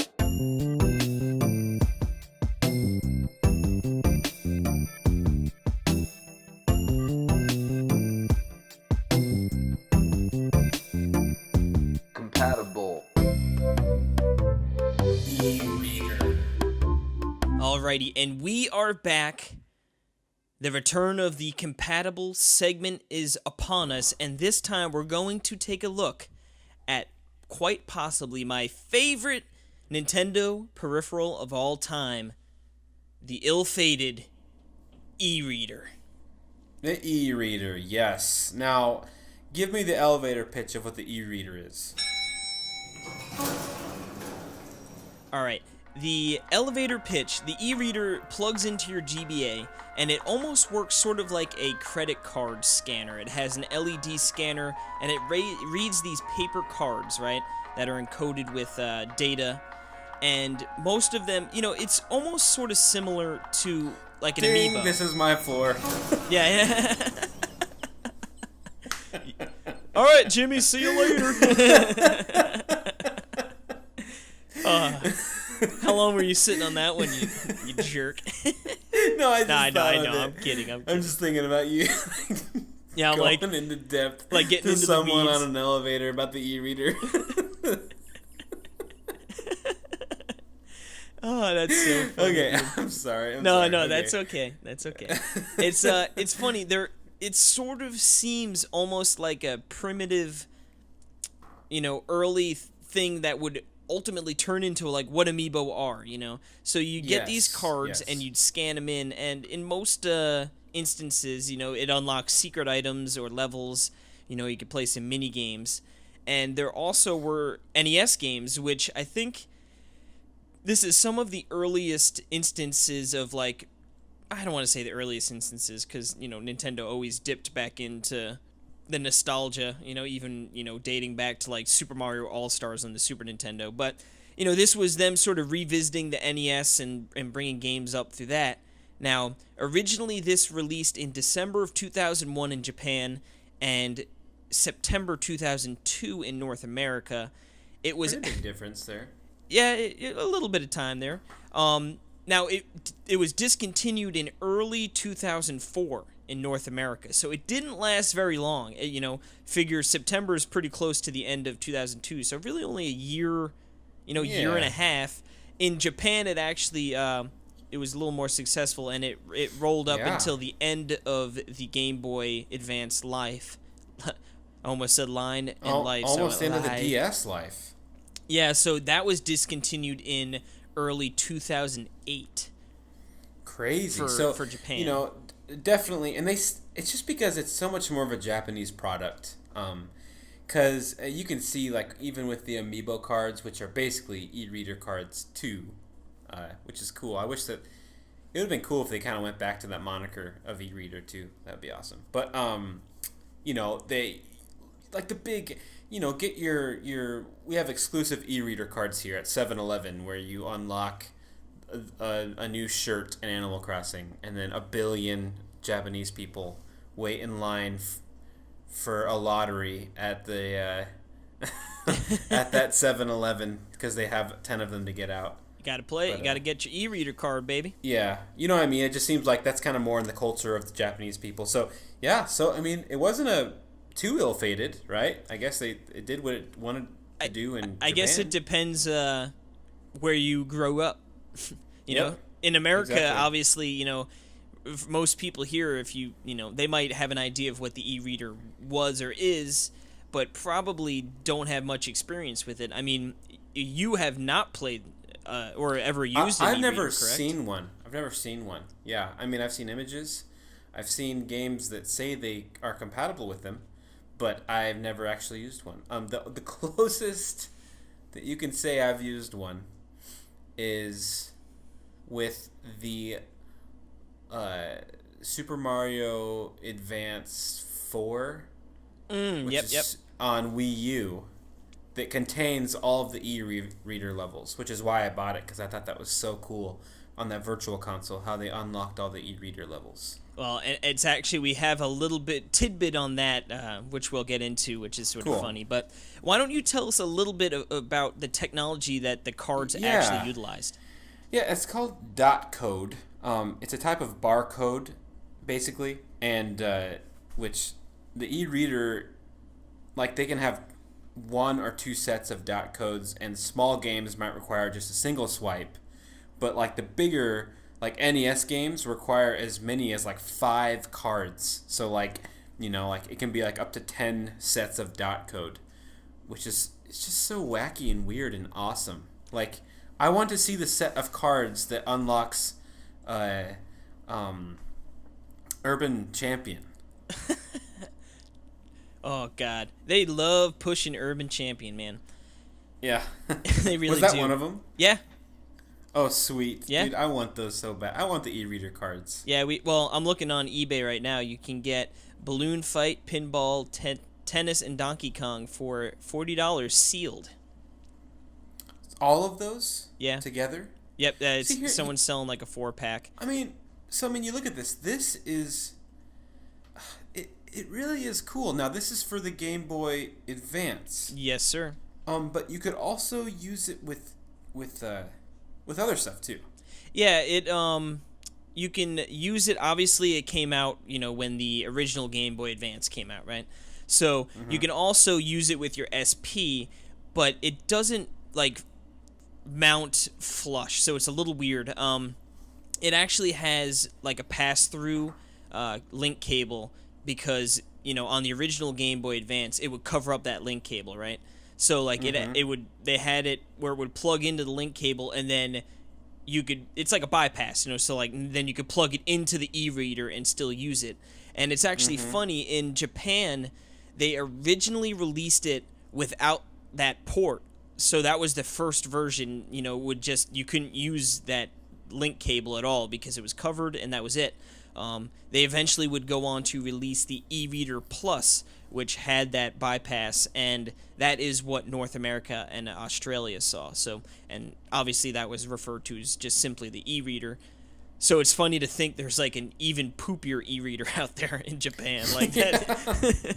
You can't do it. Yeah. But for the SP it would work, but the little port that would plug into the link cable would just sort of be hanging out there, and then since the link cable on the SP was on the top, you could just use it, without having to worry about that. Right. But it just looked a little funny. So you could use the original e-reader just fine. Yes, yeah, you could import it from Japan, or I guess if you lived in need no Japan, most Plus. likely you were using that. Yep. But it really was only successful in Japan. And it released in Europe, but it was in very limited quantities and almost immediately discounted. And then in North America, it was discontinued in early 2004, like we said before, just because it wasn't really popular. But in Japan, it was produced up to the end of the GBA lifespan, so that's really cool. Yeah, no, like I said, when doing this, I knew here it wasn't super popular, but doing the research was actually sort of cool to see that it actually was pretty, well thought of and, had a vibrant life over there in Japan, so. I mean, just so we can get... I just want to understand how this works. So, I buy this pack of cards, and this is like a game, like Balloon Fight, for instance. And I scan in the 5 cards, and then I can play Balloon Fight? Yep. On your GBA. Yeah, see, that is so weird. But then, if I turn it off, then I don't have it there anymore. You'd have to scan them back in.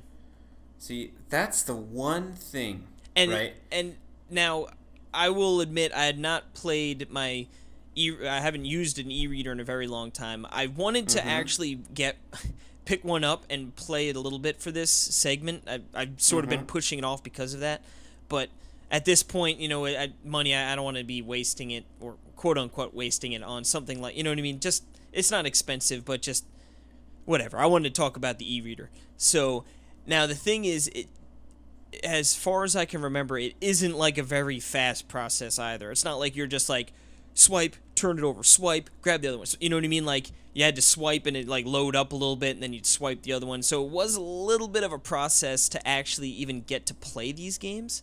And I think that probably had a lot to do with why it wasn't very popular. Because, like you said, it's sure, the novelty of swiping these cards in is great. But right. It wears thin. If it was one card, even one card, and you had to double swipe it and then you were good to go, that wouldn't be a big deal, But when you're swiping upwards of 5 cards for a total of 10 different times, just to play Balloon Fight. Yeah, to play Urban You'll be Champion. swiping longer than you're playing. Yeah, for real. I mean, so, But I would love it if they revisited this concept, and this is how they should be freaking selling amiibo cards. I think it'd be so cool. Not that you have to multiple swipe, but that you will get a download of Balloon Fight with your Balloon Fight amiibo, and it's just good for one. That's how it works. But that's how amiibo, they should be bundled with games. I can't believe they haven't done it yet. Yeah, right now it's kind of like amiibo are separate, and they are compatible with games. But with e-readers, it's like you're buying this to get a game. That is so cool, and you get cool cards. Mm-hmm. Yep. But the implementation then was just way worse than it could be now. Yeah, if it was just a touch of, like I said, I think there is something cool about the swiping it. You know what I mean? It was a cool idea. I get to swipe these cards into my game system, and they produce a game for me to play. I just think, now, obviously, a game like that, they'd be able to put on one card where swiping it wouldn't be such a burden to play, But right, it would just be an NFC chip, Yeah. But, yeah, exactly. But now, what about this Game Boy player? Yeah, because obviously there's many ways you can play Game Boy Advance games, because you can play it on you can play on so much. You can Game Boy Advance, Game Boy Advance SP, Micro, DS, DS Lite, not the fat GameCube, Game Boy player, not the exactly, not the OG DS, only the DS Lite, which is so weird. Because I think it has to do with where that other, the link cable plug is, because like I said, it's got it would plug into your game slot, you know what I mean? And then it would have that other plug that would plug into the link cable. So I think with the fat DS, it just wouldn't fit properly, but I guess with the DS Lite, it actually would. So with the micro, and then it does work. You can make it work with the micro. Yeah, it does work, and it has the link cable port, but it's not a standard connection or something. So it's you'd actually need a special game link cable for the micro. And a modified cable for micro for playing e-reader games. And it couldn't actually connect to the GameCube using the micro unless if you had a modified cable. So you'd have to jump through a bunch of hoops to get it to work with some of the more, speaking with jumping through hoops, talk about how you can use it for Super Mario Advance 4. Well, yeah, as you said before, now you could just buy it with those extra levels open for you, which is great. It's great. I'm glad they didn't just that content is exclusive to this piece of, hardware no one's ever going to use.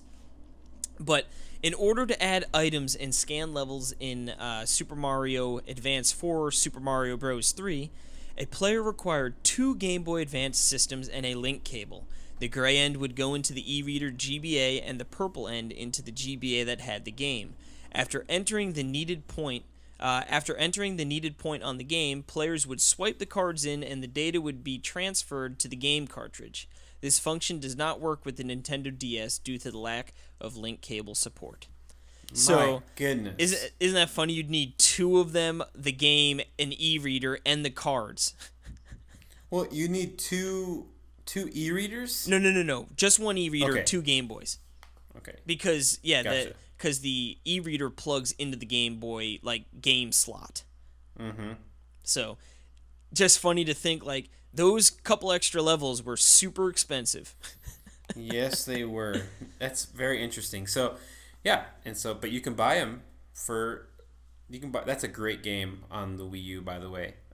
That's probably one of the best virtual console games on the Wii U is the Super Mario Advance 4, because that GBA emulation is amazing, and it has all the levels that you wanted to play. But interesting. So this wasn't really used for additions to GBA games for the most part. It was really just for its own little microsystem. Yeah, essentially. Yeah. So I didn't realize that. I guess I thought it was supposed to be used as an addition to it. Well, but I think for me, why I personally wanted one back in the day was because of Animal Crossing. Gotcha. So we're gonna let's talk about all the games. yeah. So excuse me, in the U.S., e-reader packs have included NES games, power-ups and such for Mario Advance 4, items and designs for Animal Crossing, new trainers to battle in Pokemon Ruby and Sapphire, mini games including an exclusive version of Mario Party, as well as Game & Watch cards.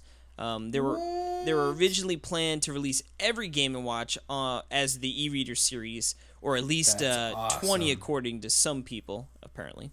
Only Manhole-e was officially released. I love that they just Manhole. the little E for the eShop reader there. Manhole-e. Manhole-e! Now, why don't you give us a rundown of the NES games available? Yes, so we got Balloon Fight. Iwata. I love you, Iwata-san. He made that. Baseball. The classic. Said no one. No, just kidding. Cuckoo Land. Donkey Kong. Donkey Kong Jr. Donkey Kong 3 with Stanley. Excite Bike. Golf. Ice Climbers. Is it Ice Climber? Or is it Ice Climbers? Yeah, I think I just forgot the S there. Oh, okay. Is it Mario Bros or Super Mario Bros? Mario Bros. Oh, Mario Bros, Pinball, Tennis, and Urban The Champion. great urban champion. I thought you gotta saw say, that there's- before. That's why I thought you made the joke. Oh, no, I was just kidding. There's not a lot of good games on there. No, really not. Pretty lackluster. Super Mario Bros, Zelda, nothing. Well, Mario Bros is pretty fun, but it's just, I'm thinking that this technology must not have been able to hold much data, because those are all Right, very that makes arcadey small games for the most those are part. the black box games. Yeah. Right? So I Yeah. think it must they're like, if you wanted to put like Mario Bros, like Super Mario Bros, or Mario Bros 3, then it's going to be like 45 cards Yeah. and 80 million swipes later. Like, it comes in a binder. Oh my god, yeah. It's like, just give me the dang game. The 80-pound binder so you can scan in your e-reader Oh, cards. but also, think about it. They were selling NES games as cartridges back then for $20, weren't they? Yeah. So, Maybe Was more. it $20? I never bought any of those. I think they were full price. But I don't Yeah, quote me. I Don't don't quote know. me. I don't know. Anyway, but yeah. So that's probably competition. They probably went with that anyway. But interesting. So, like you said, new levels and power ups for Super Mario Advance 4, Super Mario Bros 3, the funniest name of anything ever. I know, so stupid. Yeah. And then items and designs for Animal Crossing. So, Yeah. talk to me about that. So you would go to the post office, and I forget the exact intricacies that you'd need to go through to actually do it. I'm sure there was someone you talk to, then you scan it in, kind of thing, and you would get items. You could unlock town tunes and such, and sometimes you get rare items. But yeah, for me, this was definitely like, I loved Animal Crossing. I mean, I still do, but Oh, yeah. now I think this was like the main thing. I was like, oh, I can enhance my Animal Crossing experience. I want to Heck do yeah, this. baby. And you look at it, it's funny, like, they look, honestly, like, if you look at them, they look pretty similar to, Amiibo cards? yeah, I believe. I'm looking at some right now. I just want to make sure that I'm not actually looking at amiibo cards. No, they look pretty similar. They've got cards on, the characters on there and such. And, God, I love, just back then I was such like I'm trying to think, 2002, I was probably like 13 years old, right? So I remember exactly how I got the money for this. A big snowstorm came, and I was like, that's it. I'm going shoveling. I'm going fishing. That's it. I'm going shoveling. And I shoveled all day, man. I remember shoveling like a madman. And I think I got like $60 or $70. Like as like a 13-year-old kid, I was Man. like, I remember my mom like, I'm buying an e-reader. yeah, I was like, my mom came home from work. I was like, I made more money than you today, Ma. Dude, It's stupid little I'm a 13. little punk kid. Yeah. Now take me to the game store so I can buy my e-reader. I remember, dude. Dude, you're right, man. They look just like amiibo cards. Anyway, yeah. I went to Toys R Us and I bought myself an e-reader, dude. Oh my god. How much was it? I don't remember exactly offhand. Let me see if I can. I'm interested to know how much those cost because it's like it's just a weird peripheral, and like, you know, I could see it being $30. I could see it being $60. I could see it being, you know. Let's see. I know you could get it pretty cheap now. You can. Oh yeah, I mean, you can get a used one. I think for like 10, 15. Someone had a brand new sealed one for $40. Okay. I can't find a price on a quick search, so That's okay. if anyone knows, if anyone knows, yeah, tweet at us. yes, that would much be they cool paid to for find it. out. But yeah, I mean, I remember I was so happy, dude, and I think that's why it resonates with me so well, is that it's just like I remember I went out shoveling with the sole purpose of getting money to get myself an e-reader, you know, like, god dang. That's amazing. I wish I Yes. could find that puppy, but Now, what did you use it for? like I said, I definitely had some of the NES games and for the Animal Crossing. And I think, I mean, as far as I can remember, that's probably it. I think I had Manhole-e. I can't believe that's the name. Because, yeah, Awesome. I was into Game & Watch stuff back then, too. So I'm pretty sure I probably had that, too. But, yeah, I mean, it was pretty short-lived. So, you know, I don't think I ended up probably using it all that much. Well, and I'm seeing, like, you know, I'm seeing this e-reader card with Kirby on it, and it says, scan this card to see if you've won a prize. You know, so it from like Foxbox or something. Oh, well, here you go. I can explain exactly what that card is. All right. We're getting into the promos section of this topic.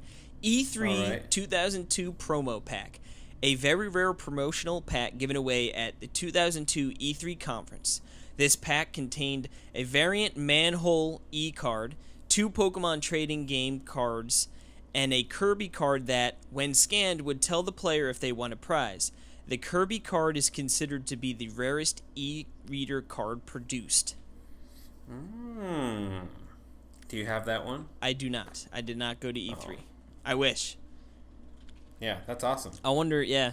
So, you can actually, it looks like you can find video online of exactly what that card does. But, yeah, so there were a couple other promos that were sort of cool, or cool little tidbits about it. Mario vs. Donkey Kong. It is a little known fact that this game has a hidden e-reader support. Nintendo Japan had a competition where 1,000 lucky people won cards. However, there's a space for 12 levels. There were only 5 cards released. They are considered to be among the rarest of eShop cards. It is not tested if these cards also work for the non-Japanese versions or if it was exclusive to the Japanese. However, all versions of the GBA game have the data for the 12 levels unlockable via action replay cards. As well, Pikmin 2E. God, I can't. Yeah, that's so funny. Banjo-Tooie. Exclusive to Japan, 6 packs of e-reader mini-games were released subsequently to the release of Pikmin 2. These games challenged players to pluck all the Pikmin in an area in a set amount of steps to try to get the Pikmin from one point to another without injury. The cards contain region-specific encoding blocking their use with any North American systems.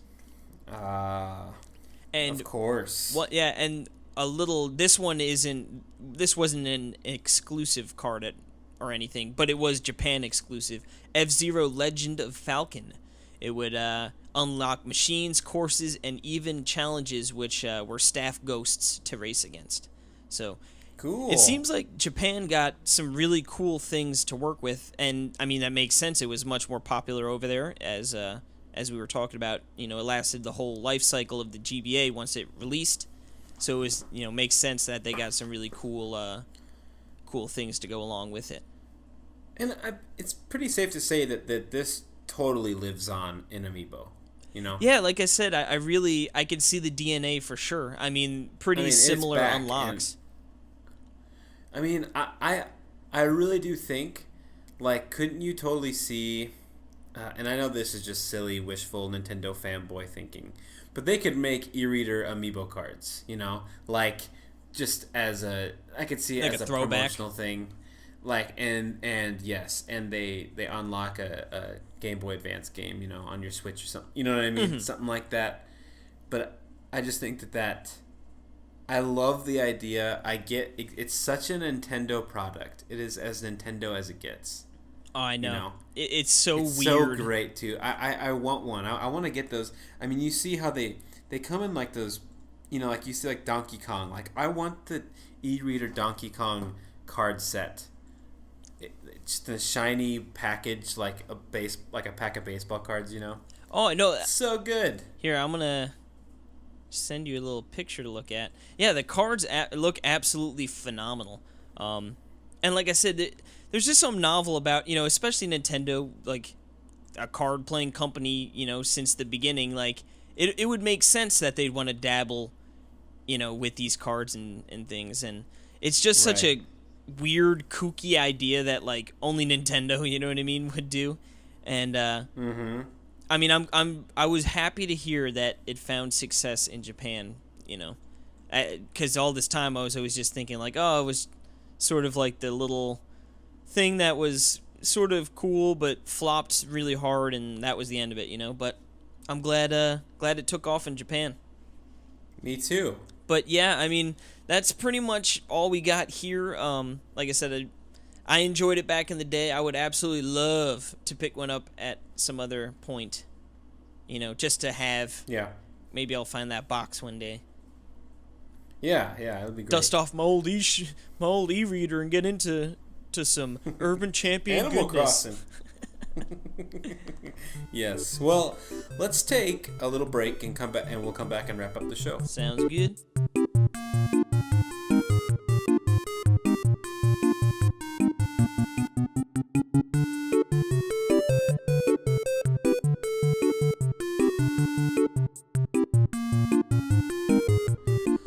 All right. Well, Casey, that was a nice, meaty show.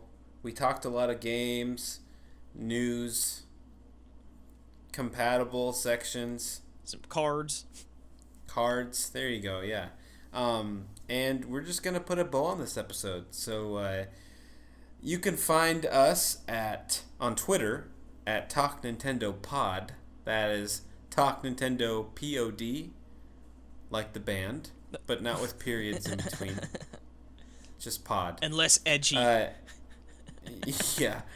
You can find Casey at Case_Jets. That's right, because he's a Jets fan. That's what the Jets are for. Oh, we're gonna be bad.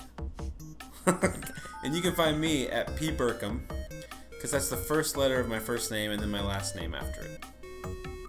P. Burkham _Broncos.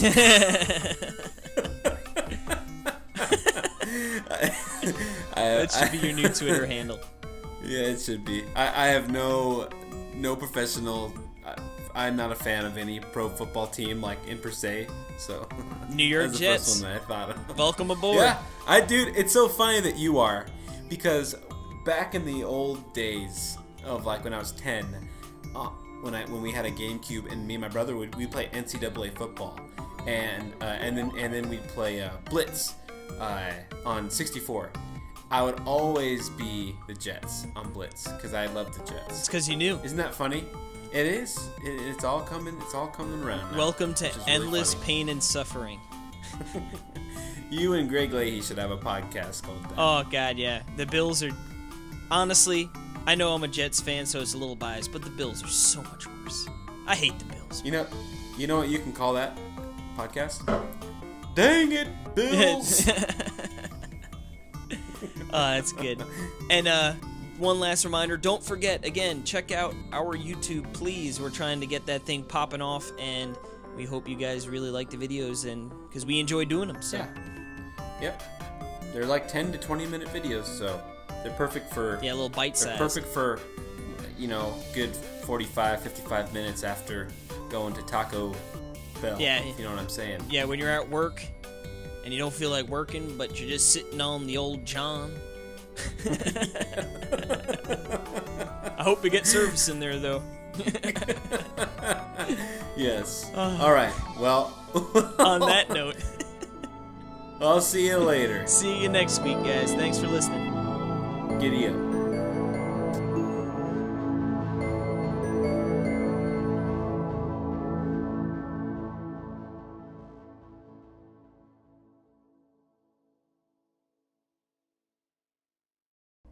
Jig punk.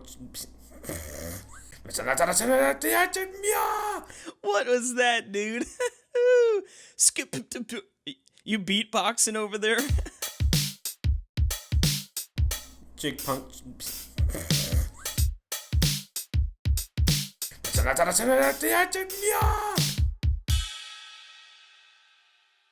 Juicebox, they do really good work, so